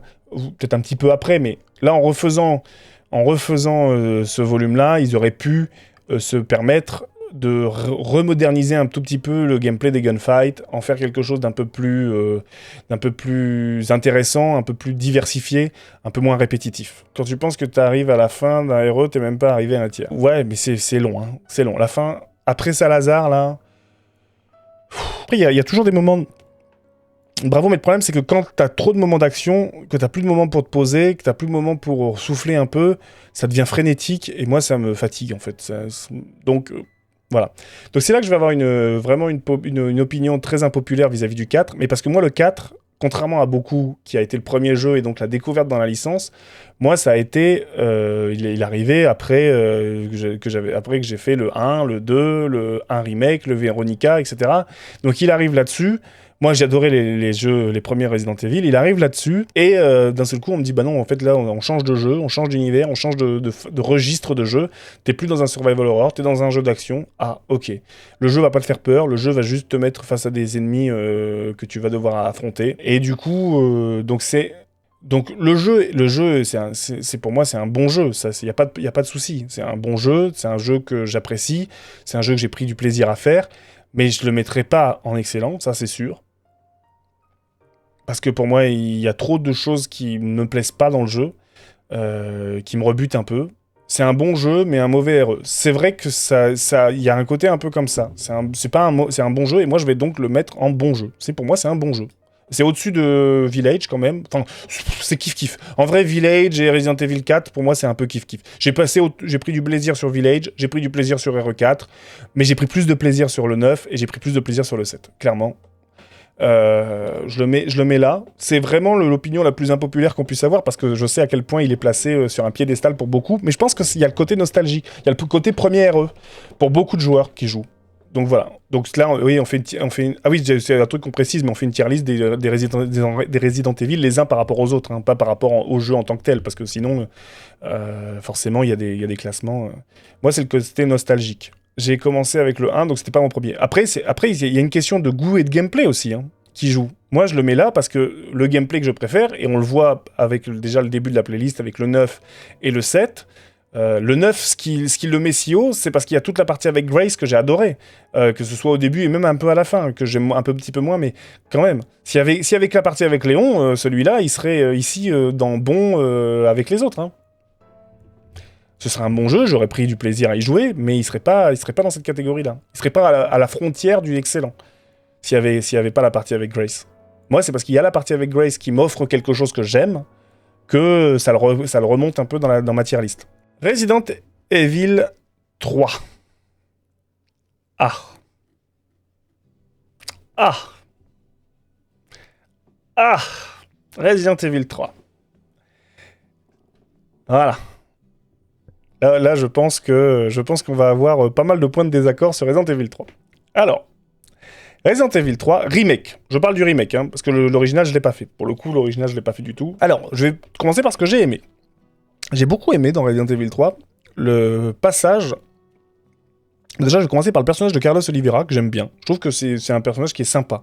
Je trouve qu'il est assez charismatique, il est assez... il apporte un vrai plus, il a un vrai pendant au personnage de Jill. Quand tu alternes avec son gameplay, c'est sensiblement la même chose que Jill, mais avec un côté, certes, un peu plus... C'est un militaire, quoi, c'est un soldat. Mais il est vraiment cool. Et en plus de ça, il se paye le luxe, je trouve, d'avoir, pour lui, la meilleure partie du jeu. Pour moi, la partie dans l'hôpital, ça a été ma partie préférée. Réellement. Ma partie préférée, c'était dans l'hôpital. Pour moi, c'est le meilleur moment de l'opus, vraiment. C'est un moment où le jeu prend un tout petit peu son temps à te poser une ambiance. À poser un moment où, d'un seul coup, t'es tout seul dans cet hôpital. Donc déjà, rien que l'hôpital en lui-même, le lieu hôpital, c'est un endroit où tu t'es pas rassuré. Déjà, enfin, c'est un endroit qui est porteur de plein de sous-entendus et plein de comment dirais-je, d'une aura quand même pas très réjouissante. Donc, très anxiogène, en fin de compte. Et ça, j'ai bien aimé. J'ai bien aimé aussi la direction artistique, hein, qui est belle. Le remake a été bien fait. Le jeu est beau, c'est pas un problème. Le passage, vraiment, j'y reviens dans ce passage dans l'hôpital, mais vous sentez le sound design que j'ai pas évoqué dans tous les héros, mais que vraiment, à part dans le 6 et dans le 5, un peu dans le 4 aussi, mais dans tous ceux qui ont un petit peu ce côté survival horror, le sound design est vraiment incroyable. Pour le coup. Il y a des combats de boss qui sont stylés, n'empêche. Moi, j'ai beaucoup aimé le combat de boss contre le Nemesis, là, sur la tour avec l'horloge, là. Je trouvais que le combat de boss, il est vraiment sympa. Même si je suis mort plein de fois, mais je le trouvais quand même assez emblématique et assez... voilà. Sympa, ce moment-là. Ce que j'ai moins aimé, c'est que, bon, le jeu est globalement beaucoup trop court. Enfin, alors, encore une fois, un jeu court, c'est pas gênant. C'est pas gênant en soi, un jeu, je l'ai fini en 6 heures. Est-ce que c'est grave de finir un jeu en 6 heures? Pas forcément. Tout dépend comment c'est rythmé. Là, c'est... non seulement c'est trop court, mais c'est ultra scripté. C'est-à-dire que c'est une ligne droite, c'est un couloir complet, vous avancez. Il y a très très peu de variations, vous faites que courir. Vous faites que courir, et en plus comme ils ont ajouté l'esquive, vous pouvez esquiver les trucs, vous faites que courir, esquiver, courir, esquiver, courir, esquiver. Votre jeu devient un jeu où après tu l'as fait vite et t'as beaucoup couru. Oui, mais parce qu'en fait le jeu te pousse à faire ça. Pourquoi j'irais casser la tronche aux zombies alors que je peux juste courir, appuyer sur une touche, faire une roulade et aller sur la suite. En fait, le jeu te met cette option de jeu là en fait, te pousse à jouer comme ça. Pour moi, il y a un autre point, c'est l'échec du Nemesis. Pour moi, je trouve que le Nemesis ne fonctionne pas aussi bien qu'un autre personnage qui procède un petit peu sur le même principe, qui est dans le 2, on reviendra quand on parlera du 2. Mais le jeu est ultra scripté, ultra linéaire. T'avances. Très bien, très bien. Et l'échec du Nemesis, ce que je disais, c'est que au bout d'un moment, à force d'être toujours sous l'oppression du Nemesis, en fait, ça devient anecdotique. Comme t'es tout le temps sous la pression du Nemesis, au bout d'un moment, la pression du Nemesis, tu l'ignores en fin de compte. Ça t'oblige juste à courir. Ça t'oblige encore plus à courir et esquiver, parce que ça te force encore plus à rusher le jeu, parce que t'es poursuivi, donc t'as pas de temps à perdre, donc t'avances.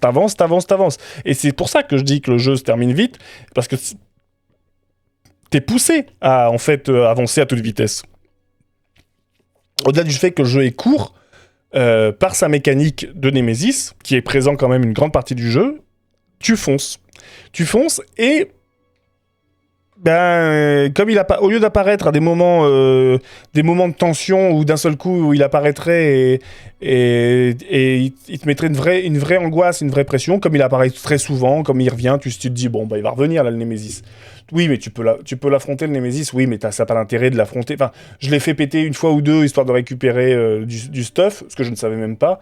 Mais moi, je pars du principe que si tu peux éviter des ennemis, Si tu peux éviter les combats, t'évites les combats. C'est pas... Enfin, pourquoi j'irais exploser toutes mes ressources et mes munitions sur un ennemi, alors que je vais peut-être en avoir besoin pour les boss, que eux, je pourrais pas skip, donc je les garde. Donc il y a une absence complètement d'exploration, pour le coup. Enfin, elle est très limitée, il n'y a pas une absence, mais disons qu'il y a une exploration qui est extrêmement limitée dans celui-là. Et le rythme est sursaturé, ça te laisse jamais le temps de te poser, de me laisser monter une certaine forme de tension, une certaine forme d'oppression.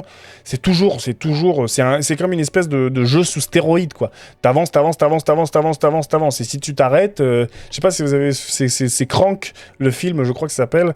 C'est des mecs, je crois, qui prennent... je sais plus ce qu'ils prennent un produit dopant, et en fait, ils sont obligés de toujours faire quelque chose, de toujours faire quelque chose, sinon que leur cœur s'arrête, quoi. Donc il y a ça, il y a le scénario qui est, alors le scénario, encore une fois, c'est pas ce qui est prédominant dans les Resident Evil, mais là pour le coup on peut dire que c'est cousu de fil blanc, c'est-à-dire que la figure du traître, tu le rencontres, le personnage, tu sais que c'est lui le traître. Le personnage qui est le traître, au moment où tu le rencontres. Donc moi, c'est vraiment pas un épisode que j'ai aimé dans l'ensemble. La faute à probablement qu'il est arrivé, bon, après des épisodes que j'aime beaucoup plus, mais moi, je peux pas dire que c'est un... Moi, tout au plus, je le mets correct. Et j'ai presque envie de le mettre là. Hein. Moi, ça m'a beaucoup déçu, le 3. Je m'attendais à rien, et j'ai quand même été déçu. J'ai couru parce que le jeu m'a poussé à y courir. Je l'ai fini. C'est le seul que j'ai réussi à finir en un stream. J'ai fait un stream de 6 heures dessus, c'est le seul que j'ai fini en une fois. Et que je me suis pas dit à un moment, je vais le garder. Je le trouvais décevant, moi, ce remake. Je le trouvais pas convaincant. Je sais pas ce que vaut la version originale, mais en tout cas, ce remake-là, je l'ai trouvé globalement décevant. Peut-être que la version originale est plus intéressante, mais celui-là, non. Je l'ai pas rush, hein, j'ai juste fait le jeu, en fin de compte. Le jeu te pousse pas à l'exploration. En fait, c'est tout bête, mais un jeu qui ne te pousse pas à l'exploration, t'as pas de raison d'explorer. Si le jeu te dit fais ça, si le jeu te pousse pas à explorer, etc. Le seul moment où je trouve que t'as un petit peu ce côté d'exploration et ce côté un peu plus... où le jeu se repose un tout petit peu, c'est dans l'hôpital. Même si ça se termine par un gunfight. Mais en tout cas, tout le début, j'ai couru comme un dingue. Parce que tout est prévisible, en fait. Tu vas là. Et oui, je parlais du méchant, c'est ça. Je parlais du scénario. Je disais que le scénario était... Voilà, et franchement, on peut pas découvrir qui est le traître. C'est ça que j'ai dit... Enfin... Dès que tu le vois arriver, tu te dis, bon, lui, c'est le traître. Hein. Les personnages sont un peu stéréotypés. Ouais, je sais pas ce que vaut l'original, mais en tout cas, ce remake, j'ai pas passé vraiment un bon moment dessus. Arrête. Tu restes là, le chat. J'ai pas passé un très très bon moment dessus. Voilà. Alors, on arrive à Resident Evil 2 Remake. Là, on est sur autre chose, à mon avis. Et justement, puisqu'on parlait d'un remake avec le 3, on va parler d'un remake avec le 2, et d'un autre style de remake, d'un autre niveau de remake. Parce que globalement, je trouve que le remake est très très bien fait, le remake de Resident Evil 2 par rapport à l'original. Autant j'avais pas fait le 3 original, autant le 2 original, je l'avais beaucoup fait. Et là, en l'occurrence, Resident Evil 2 remake, la direction artistique est superbe. Le Raccoon City, enfin le commissariat, même la fin, pour le coup la fin qui se termine dans le laboratoire, j'aime beaucoup. Je trouve que c'est très, enfin je veux dire le Nest, c'est aussi une zone que j'ai trouvé assez intéressante. C'est le parfait alliage entre du gameplay, disons, traditionnel et du gameplay moderne. T'as toujours cette espèce de rigidité du personnage qui fait que ça te met en tension constante, parce que tu sais bien que ton personnage n'est pas capable de faire des choses incroyables. Il est quand même assez vulnérable par sa rigidité et par son gameplay. Mais en même temps, ils ont quand même modernisé le gameplay. T'es dans une vue à la troisième personne, vue au-dessus de l'épaule. Pour avoir quelque chose d'un peu plus dynamique, les impacts quand on parlait de la direction artistique, quand vous tirez sur les zombies, les impacts de balles qui sont ultra précis, le fait que vous puissiez les démembrer, enfin tout ça c'est incroyable. C'est la maîtrise du rythme aussi, cette espèce de truc qui monte progressivement au fur et à mesure qu'on en découvre plus sur l'histoire, plus sur le personnage, plus sur tout. On arrive, on est complètement perdu, puis on avance. Je parle vraiment de la première expérience qu'on a, hein, la première run qu'on fait. Voilà, on est complètement récompensé par l'exploration. L'exploration récompense dans le jeu. L'exploration est récompensée, vous allez récupérer du stuff parce que vous allez récupérer potentiellement des codes secrets que vous allez devoir récupérer à droite à gauche, donc on vous pousse à fouiller. Tu vois, en ce sens-là, quand je disais que dans le 3, on est poussé à foncer, parce que le jeu te met pas en place ce système où tu te dis tiens, il y avait un endroit que je pouvais pas aller au début, je suis passé par là mais je pouvais pas y aller, il y avait une clé que j'avais pas, ou j'avais vu un truc que je pouvais pas utiliser, là maintenant je vais peut-être pouvoir y aller, je peux l'utiliser, j'ai trouvé ce truc là, toutes ces choses là, tout ce qui fait que c'est un peu tout ce puzzle là et tout ce qui te met dans la réflexion, c'est vraiment très agréable parce que c'est gratifiant quand tu comprends ce que d'un seul coup la résolution d'une énigme ou la résolution de quelque chose, te dire ah oui d'accord, ce truc là il faut le mettre là, ah super, j'ai compris maintenant que ce truc là c'est récompensant, ça récompense quoi en tant que joueur. Il y a un autre truc aussi, on a parlé du sound design un petit peu dans tous les autres, dans celui-là je le trouve incroyable, les bruits de pas de Mr. X quand il est dans le couloir, etc. Enfin c'est vraiment incroyable. J'ai trouvé que le bestiaire est quand même plutôt pas mal, et les boss sont plutôt intéressants. Diversifié, il y a un boss que tu affrontes, diversifié, c'est toujours le même boss, mais que tu affrontes sous plusieurs formes, qui ont des patterns différents et des gameplays différents. Quand tu affrontes la première fois Birking, c'est pas la même chose que quand tu l'affrontes la deuxième fois, c'est pas encore la même chose que quand tu l'affrontes la troisième fois. Il y a 3 fois des gameplays un petit peu différents. Ensuite, on a des personnages secondaires qui sont mieux exploités d'ailleurs dans ce remake que dans l'original, que ce soit le passage avec Ada, que ce soit surtout le passage avec Sherry, qui est pas difficile, mais qui raconte quelque chose, qui crée une autre atmosphère à un moment donné. Il y a bien entendu la présence de Mr. X, qui pour moi est bien plus intéressante que celle du Nemesis, parce qu'elle est ponctuelle, parce qu'elle arrive à des moments où tu t'y attends pas forcément, parce qu'elle vient te surprendre, et qui te met une certaine pression, mais il te met pas de la pression tout le temps. Il vient te mettre de la pression à un moment, il te file un coup de pression, et puis il se barre, puis tu vas te cacher dans une salle, et puis tu l'entends qui passe, je parlais du sound design, tu l'entends qui passe dans le couloir, tu l'entends qu'il est parti, tu peux ressortir de ta salle, te barrer, repartir dans l'autre sens, t'espères qu'il va pas te suivre, qu'il va pas revenir, parce que forcément t'as pas tué forcément tous les zombies, parce que t'as pas forcément tué tous les liqueurs, donc tu te retrouves dans des situations où c'est un peu compliqué. Et le jeu a quand même une rejouabilité, parce qu'il y a une structure qui fait que t'as quand même 4 scénarios, 2 personnages à jouer, t'as 4 scénarios à jouer qui vont plus ou moins t'offrir des nouvelles informations sur l'histoire et sur le lore en règle générale de l'opus, qui vont te permettre d'imbriquer l'histoire dans le scénario et de comprendre mieux ce qui se passe. Avec les 4 scénarios, tu as toutes les pièces du puzzle pour comprendre l'histoire dans sa globalité, avec des personnages que tu rencontres pas de la même manière. Il y a une vraie rejouabilité quand même, puisque le fait de refaire un scénario que tu as déjà fait, certes, c'est la limite du scénario multiple. C'est que c'est dans les points que tu aimes moins, c'est qu'il y a un manque d'interconnexion entre les scénarios. C'est-à-dire que si tu as fait le scénario A avec Léon, le scénario B avec Claire, tu vas refaire. Ils sont pas interconnectés réellement, ils sont interconnectés au niveau de l'histoire, mais pas au niveau du gameplay. C'est-à-dire qu'une porte que tu as ouverte avec Léon ne sera pas ouverte avec Claire. Il n'y a pas ce côté d'interconnexion entre tu dois rouvrir la même porte, tu dois refaire la même énigme, alors que tu l'as déjà faite avec Léon et que tu dois la refaire avec Claire. Donc ça, c'est un petit peu la limite. Je pense que c'est une limite technique, hein, c'est parce que ça aurait nécessité vraiment, pour le coup, un game design de fou. Déjà que le level design, ça aurait nécessité un level design de fou furieux de faire un truc pareil, ou alors ça aurait nécessité de mêler les 2 histoires dans une seule run. C'est-à-dire que vous avancez avec un personnage, au bout d'un moment, vous vous arrêtez, il y a le deuxième personnage qui prend le relais, qui vient, qui débloque d'autres passages, d'autres portes, et puis dans ce cas-là, ça aurait pu, en tournant comme ça et en roulant comme ça, un personnage qui aurait pu ouvrir des portes pour l'autre, et un peu ce qu'on va avoir dans le 0. Voilà. Donc on aurait pu avoir un truc comme ça, c'est pas le choix qui a été fait pour plein de raisons. Mais néanmoins, je trouve que plein de raisons qui, je pense, sont techniques, hein, tout simplement, à la base, et ça demanderait énormément de gestion de ressources. Néanmoins, je trouve que la rejouabilité du mode fait que la première fois, tu flippes, la deuxième fois, tu maîtrises un peu plus le jeu, et quand tu le refais une troisième, voire une quatrième fois, il y a ce côté satisfaisant, comme dans un speedrun, ou dans un super play, de rouler sur le jeu un peu. De ce jeu qui t'a fait souffrir, là tu te dis, bah tiens, je vais le faire à toute vitesse, paf, paf, paf, je sais où il faut aller chercher les trucs, je sais où il faut aller machin, je sais ce qu'il faut faire. Et il y a un petit plaisir dans la rejouabilité à ce niveau-là quand même, je trouve.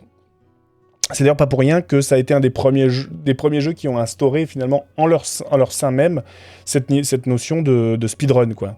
Ils te poussent à faire du speedrun du jeu. Parce qu'ils te poussent, comme ils te poussent à le refaire plusieurs fois, bah, la première fois tu le fais une fois normalement, puis tu le fais de plus en plus vite parce que tu connais le jeu, t'as appris le jeu et tu le maîtrises. Voilà pour ça.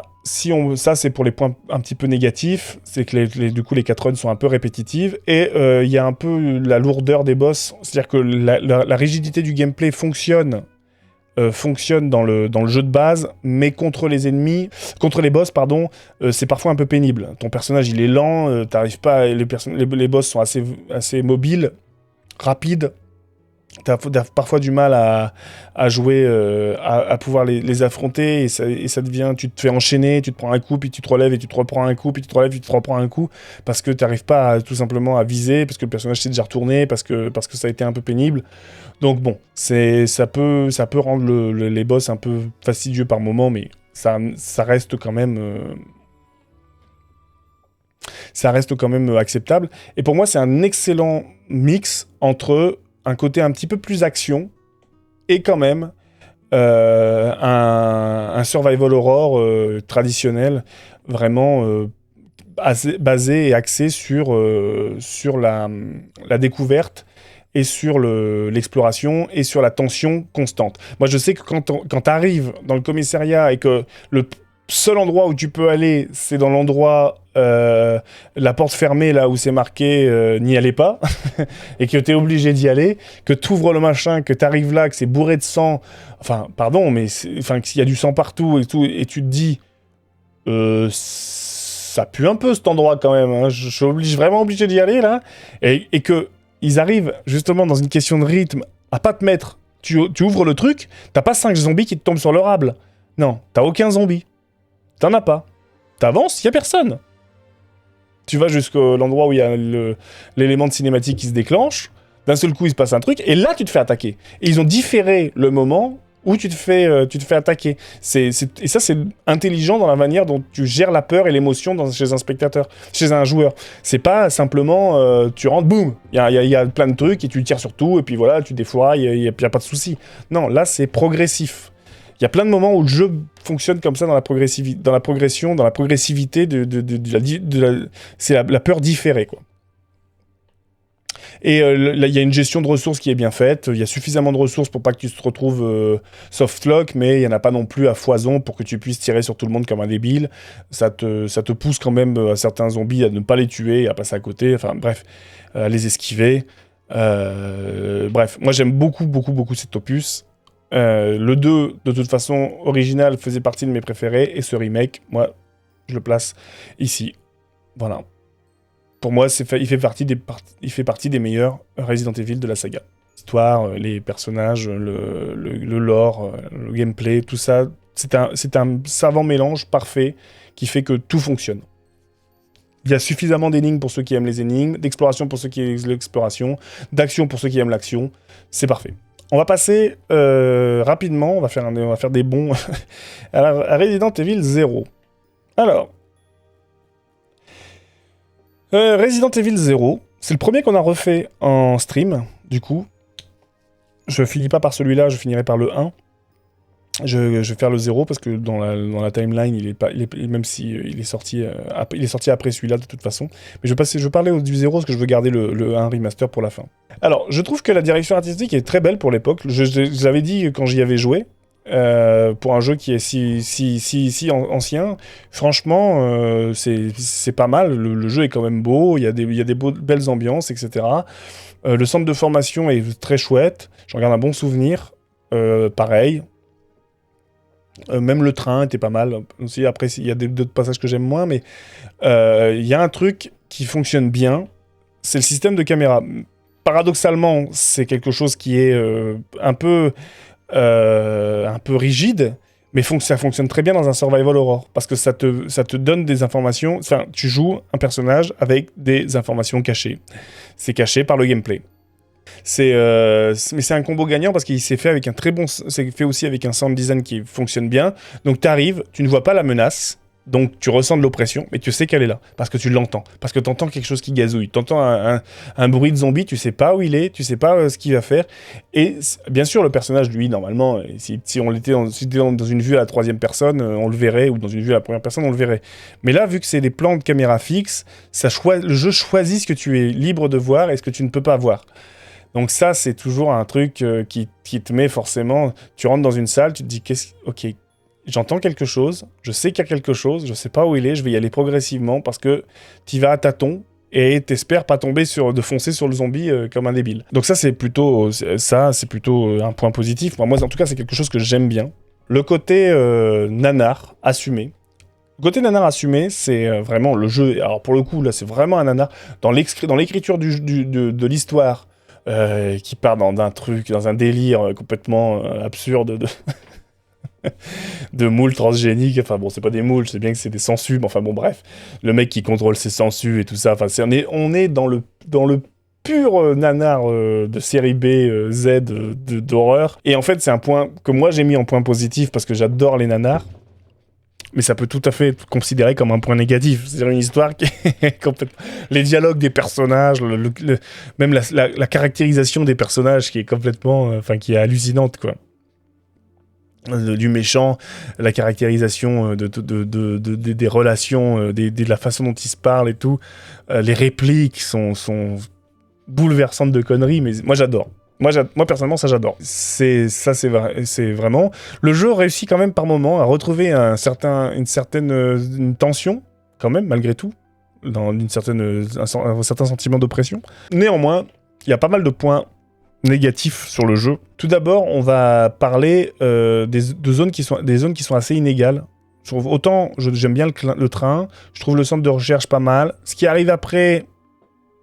c'est un petit peu moins, puis la fin, encore une fois, ils ont du mal, cette fin-là, cette espèce de hangar slash, je sais pas trop où on est, dans un autre centre de recherche. De toute façon, on est toujours dans des centres de recherche à la fin, et ce centre de recherche là, qui est beaucoup plus linéaire, qui est beaucoup moins basé, encore une fois, sur l'exploration, mais beaucoup plus sur le rush. Faut y aller à la fin maintenant, donc t'y vas. Y a quelques points quand même, mais moi je les trouve quand même moins inspirés, ces zones-là.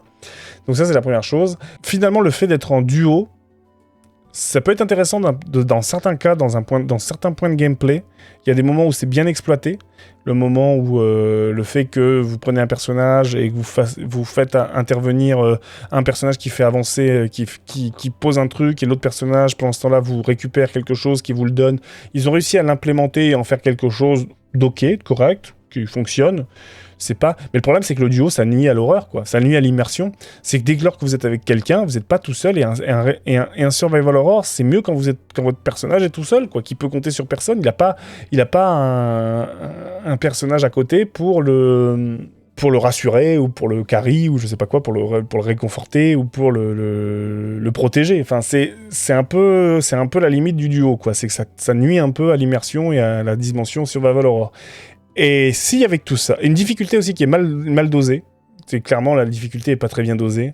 Les ennemis, c'est des sacs à PV pour certains. T'as pas beaucoup d'objets de soins, c'est assez difficile. Tu peux facilement te retrouver softlock, c'est-à-dire te retrouver dans un moment où ah merde, j'ai oublié de prendre cet objet, cet item-là, maintenant j'en ai besoin, je savais pas que j'en avais besoin, et je me retrouve dans la merde. J'ai pas assez d'objets de soins, là je dois battre un boss, mais je suis trop faible, etc. Y a mon chat qui décide de venir faire coucou. Mais en tout cas, cette difficulté qui est mal dosée, avec des persos qui sont vraiment durs, avec des ennemis qui sont vraiment forts, qui sont vraiment compliqués. Finalement, l'équilibre ennemi-maniabilité, c'est-à-dire que on pourrait se dire qu'il n'y a pas de problème à avoir un personnage un peu... Qu'est-ce que tu fais ? Non, tu vas pas traîner là-bas, que le dernier coup, vous avez appuyé sur le bouton, là, sur l'alimentation, en allant traîner là-bas.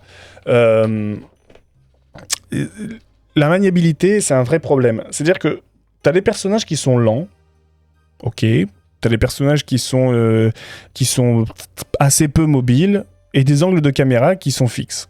Très bien. Eh ben, dans ces cas-là, tu mets des zombies. C'est logique. Parce que les zombies, c'est des personnages lents, c'est des personnages humanoïdes, à la taille humaine, et donc du coup, t'as moyen, même si ton personnage est lent, de pouvoir te débrouiller, de pouvoir esquiver les mecs facilement, de pouvoir pas prendre de hit, etc., etc. Le problème, c'est que là, ils ont mis des ennemis qui sont ou trop bas au sol, ou extrêmement véloces. Je pense notamment aux singes de l'enfer, là, qui te sautent partout sur la tronche. Enfin, pardon, mais ça va pas du tout. Ça va à l'encontre du gameplay que t'as fait. Tu m'as mis un gameplay avec des personnes qui ont la rigidité d'un tanker russe, et avec des personnages avec des ennemis qui sautent partout comme des acrobates chinois. C'est pas possible. Moi, je peux pas résister, enfin, je peux pas lutter. Je suis obligé de sortir le gros fusil à pompe, et je peux même pas les esquiver parce qu'ils te sautent dessus, ils te bloquent, ils te stunnent, et tu te retrouves, tu te prends des hits et des hits, des hits. Alors heureusement, ils font pas trop de dégâts, mais c'est super pénible, quoi. Pour le coup, Resident Evil 0, s'il n'y avait que ça, je le mettrais probablement ici entre villages, dans correct, voire ça pourrait être presque être un bon jeu, enfin, il pourrait être dans correct. Le problème, c'est qu'il y a un problème, et un problème majeur, c'est une ergonomie qui est abominable, mais qui m'a donné envie de m'arracher les cheveux, mais de m'arracher les yeux, de m'arracher tout ce que j'avais, parce que c'est vraiment l'inventaire, la gestion de l'inventaire sur ce jeu est catastrophique, cataclysmique. Il y a pas de no. Celui qui a fait ça, il a juste déféqué sur l'entièreté du jeu. C'est invraisemblable d'avoir fait un truc pareil. L'ergonomie, elle est terrible, parce que effectivement, 5 minutes pour ramasser un objet, t'es là, tu sais plus où tu le fous, t'es quand même un peu intelligent, tu mets tes objets, à peu près tous tes objets au même endroit, donc du tout, tu te retrouves avec une salle, qui est une salle principale, qui est jonchée d'objets, que tu mets 5 minutes à retrouver. Quand tu arrives tu cliques enfin dessus, tu fais « Ah merde, putain, j'ai oublié de faire de la place dans l'inventaire. » Faut que tu ailles plus loin, parce que tu peux pas le déposer à l'endroit où tu l'as mis.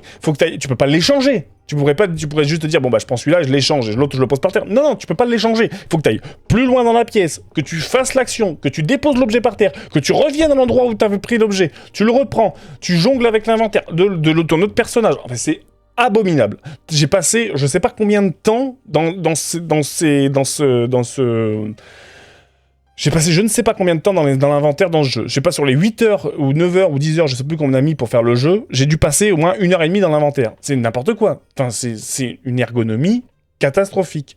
Une ergonomie de jeu horrible. Et ça te rend l'expérience du jeu affreuse. Ultra désagréable. Mais vraiment ultra désagréable. Alors que c'était simple, hein. Il suffisait juste de mettre un coffre, même pas un coffre qui correspond avec d'autres coffres, hein. Mais ça aurait été mieux d'ailleurs. Mais un coffre, tu dans un hub central, tu mets tes objets dedans, et puis tu sais que tu dois repasser au coffre pour faire ton échange. Ok, tu prends ça, tu échanges, etc. Là, c'était infernal. Je me souviens, je crois qu'il y a un moment dans la vidéo, dans le let's play, là, on le voit, où ma salle principale, je pouvais même plus mettre d'objets au sol parce que j'avais atteint la limite de sprite qui pouvait s'afficher. Donc pour toutes ces raisons-là, Resident Evil, je le mets en décevant. Voilà.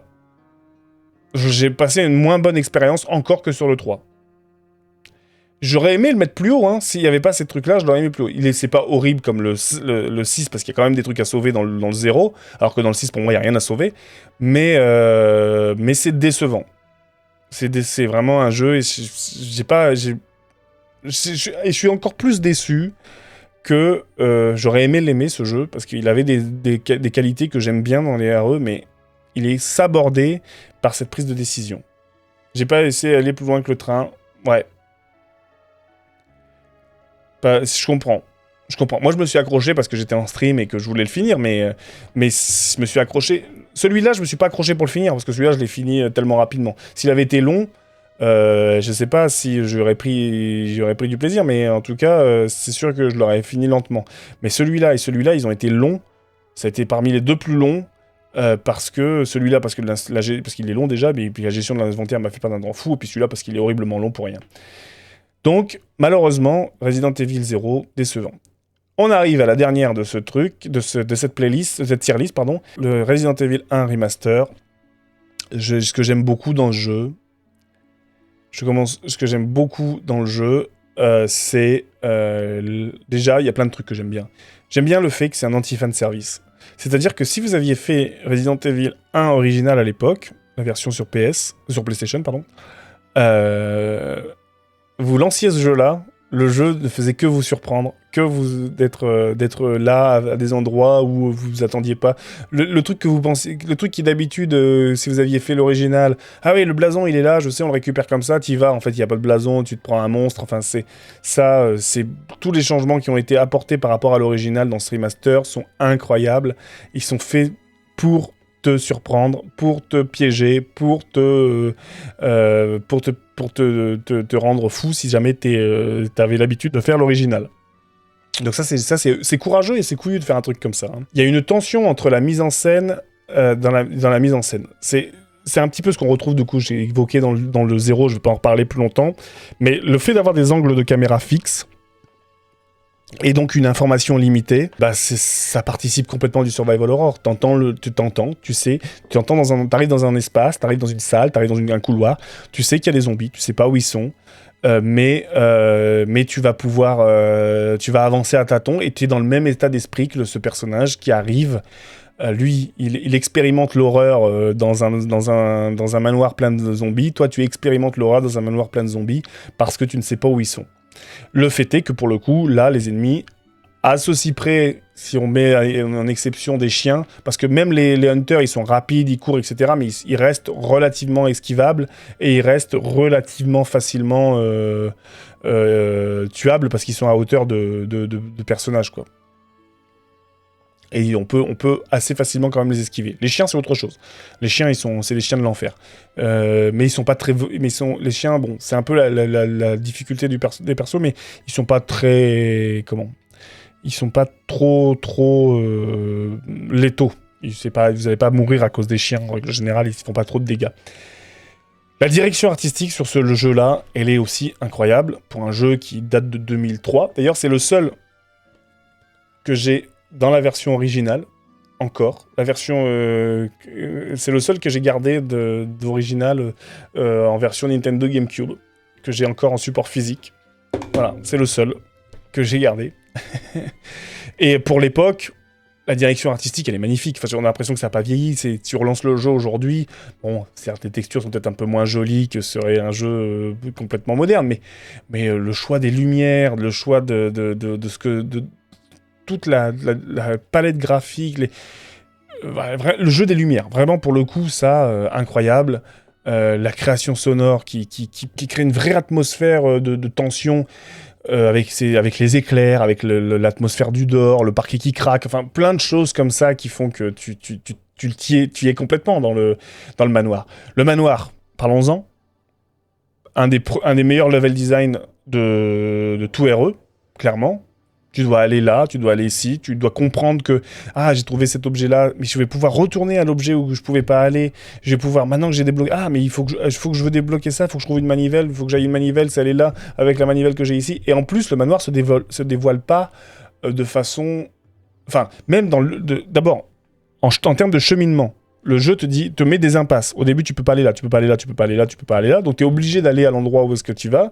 Et à ce moment-là, tu arrives et tu trouves la clé, ça t'ouvre un truc. Et quand tu trouves la clé du manoir qui va te permettre d'aller plus loin, tu descends dans la crypte. Et dans la crypte, tu vois qu'il y a 4 masques à mettre. Donc, tu sais que ton prochain objectif, ça va être de trouver 4 masques. Donc, tu remontes avec ta clé, tu vas ouvrir les portes que tu pouvais pas ouvrir. Les portes que tu pouvais pas ouvrir te donnent un objet qui peut te permettre d'ouvrir une autre porte. Enfin, tout ça, c'est absolument... Enfin, moi j'adore. C'est une sorte d'escape game géant, je sais pas comment dire, avant l'heure, mais où tu dois trouver la solution pour te barrer de là, quoi. Ce que j'aime aussi, mine de rien, c'est que c'est un jeu qui brasse des thématiques qui sont pas souvent abordées dans les autres jeux, dans les autres RE. Bien sûr, il y a ce côté survival, ce côté zombie, ce côté virus, etc. Et l'histoire en elle-même est pas très, très, très, très originale. En revanche, il y a des thématiques, notamment je pense au personnage de Lisa Trevor, dont tu vas découvrir tout le lore de ce manoir-là à travers les journaux que tu vas trouver, les coupures, etc., les lettres, la correspondance, tout ça va te permettre de faire les pièces et de voir de comprendre ce personnage de Lisa Trevor et qui est un personnage d'un pathétique absolu, d'une monstruosité. Enfin, c'est un monstre. Donc c'est quelqu'un... Attendez, parce que le chat fait des bêtises. C'est un monstre, Lisa Trevor, mais t'as de la pitié pour elle. T'as de la pitié pour ce qu'elle a vécu, pour ce qu'elle a... Enfin, je trouve que, voilà. Ce que tu disais aussi tout à l'heure, les Crimson Head, qui sont un ajout du gameplay, qui sont absolument incroyables. C'est-à-dire que c'est une idée géniale de dire, attention, tu peux tuer les zombies, mais si tu les tues, plus tard, ils vont revenir, et ils seront beaucoup plus forts, et ils seront beaucoup plus dangereux, et ils seront beaucoup plus méchants, et tu risques d'avoir plus de mal plus tard que si tu ne les tues pas maintenant. Donc ça c'est incroyable. Le système de sauvegarde, on en revenait, on en parlait aussi dans Resident Evil 9 avec la Grace, mais ça c'est génial parce que ça te crée une tension. C'est-à-dire que tu te dis, est-ce que je sauvegarde au risque de plus avoir de ruban de sauvegarde, de pas avoir assez de sauvegarde à un moment où j'en aurais besoin, ou alors est-ce que je continue à avancer un petit peu, mais au risque de tomber sur un ennemi qui me tue et qui me fasse perdre complètement ma progression et que je suis obligé de tout me retaper, toutes les énigmes, etc. Donc tu es obligé de gérer aussi ton temps et tes sauvegardes comme ça. La tension, elle naît aussi de la vulnérabilité. T'as un personnage qui est très lent, très peu mobile. On est face à ce que je disais tout à l'heure par rapport au 0, c'est que là, tu es quand même face à des ennemis qui sont relativement lents, donc tu as quand même le temps de voir venir. Le jeu te met pas en difficulté. Il n'y a pas de pic de difficulté spécifiquement où tu vas mourir parce que le jeu est trop dur, mais il y a plein de moments où il te met quand même en tension. Il faut quand même que tu fasses gaffe. Il y a quand même aussi une richesse. T'as la possibilité de faire les deux scénarios qui sont globalement les mêmes, mais avec des toutes petites différences qui permettent quand même d'en apprendre un peu plus et de s'offrir un challenge différent, parce que si tu fais d'abord avec Jill, tu le fais avec Chris ensuite, la partie avec Chris est quand même plus compliquée, même si on a réussi à la faire plus facilement, parce qu'on avait déjà l'expérience de ça. Donc les fins multiples, il y a plusieurs fins en plus, tu peux débloquer des fins alternatives, donc ça c'est toujours un plus agréable, surtout pour l'époque, d'avoir des fins différentes, faut même y penser. Et s'il faut pinailler et trouver quand même quelques points négatifs, on pourrait se dire que le combat final contre le dernier boss est assez anecdotique, même si je suis mort, d'ailleurs, au passage, dessus. Mais c'est pas le boss le plus inspiré. Les boss sont globalement dans le jeu, les boss sont pas très inspirés. C'est un peu peut-être le point le point le plus négatif sur le jeu, mais c'est fait aussi parce que justement ça permet c'est un gameplay qui permet de pouvoir les affronter tout simplement. Et je dirais peut-être aussi, quand tu joues Jill, t'es un petit peu en mode assist avec Barry qui vient t'aider à récupérer ton fusil. Si tu tombes avec le fusil à pompe, Barry vient t'aider. Si tu te fais empoisonner, Barry vient t'aider, etc., etc. T'as quand même ce plan de gameplay là qui est assez, qui est plus présent avec Jill. Voilà, qui est un petit peu côté assist, quoi. Voilà, mais néanmoins, c'est quand même aussi celui qui a mis ses lettres de noblesse au genre du survival horror. C'est quand même le départ d'un mythe, Resident Evil, celui-ci. Et moi, pour toutes ces raisons, c'est mon jeu préféré. Voilà, donc il vient de mettre là. C'est mon Resident Evil préféré. Ça reste mon Resident Evil préféré, celui que j'aime par-dessus tout. Parce que c'est un de mes premiers, même pas, parce qu'en fait le vrai premier, j'ai d'abord joué aux deux originales. Mais celui-là, c'est un qui m'apporte tout ce que je recherche dans un jeu, c'est-à-dire de la tension, de la peur, de la frayeur. Et voilà, le survival horror, pour moi, à son apogée. Et il n'a pas été détrôné, pour l'instant, par ceux qui ont suivi ensuite. Voilà pour la tier list des jeux Resident Evil. Bien entendu, vous pourriez les placer, vous avez forcément les placer autrement,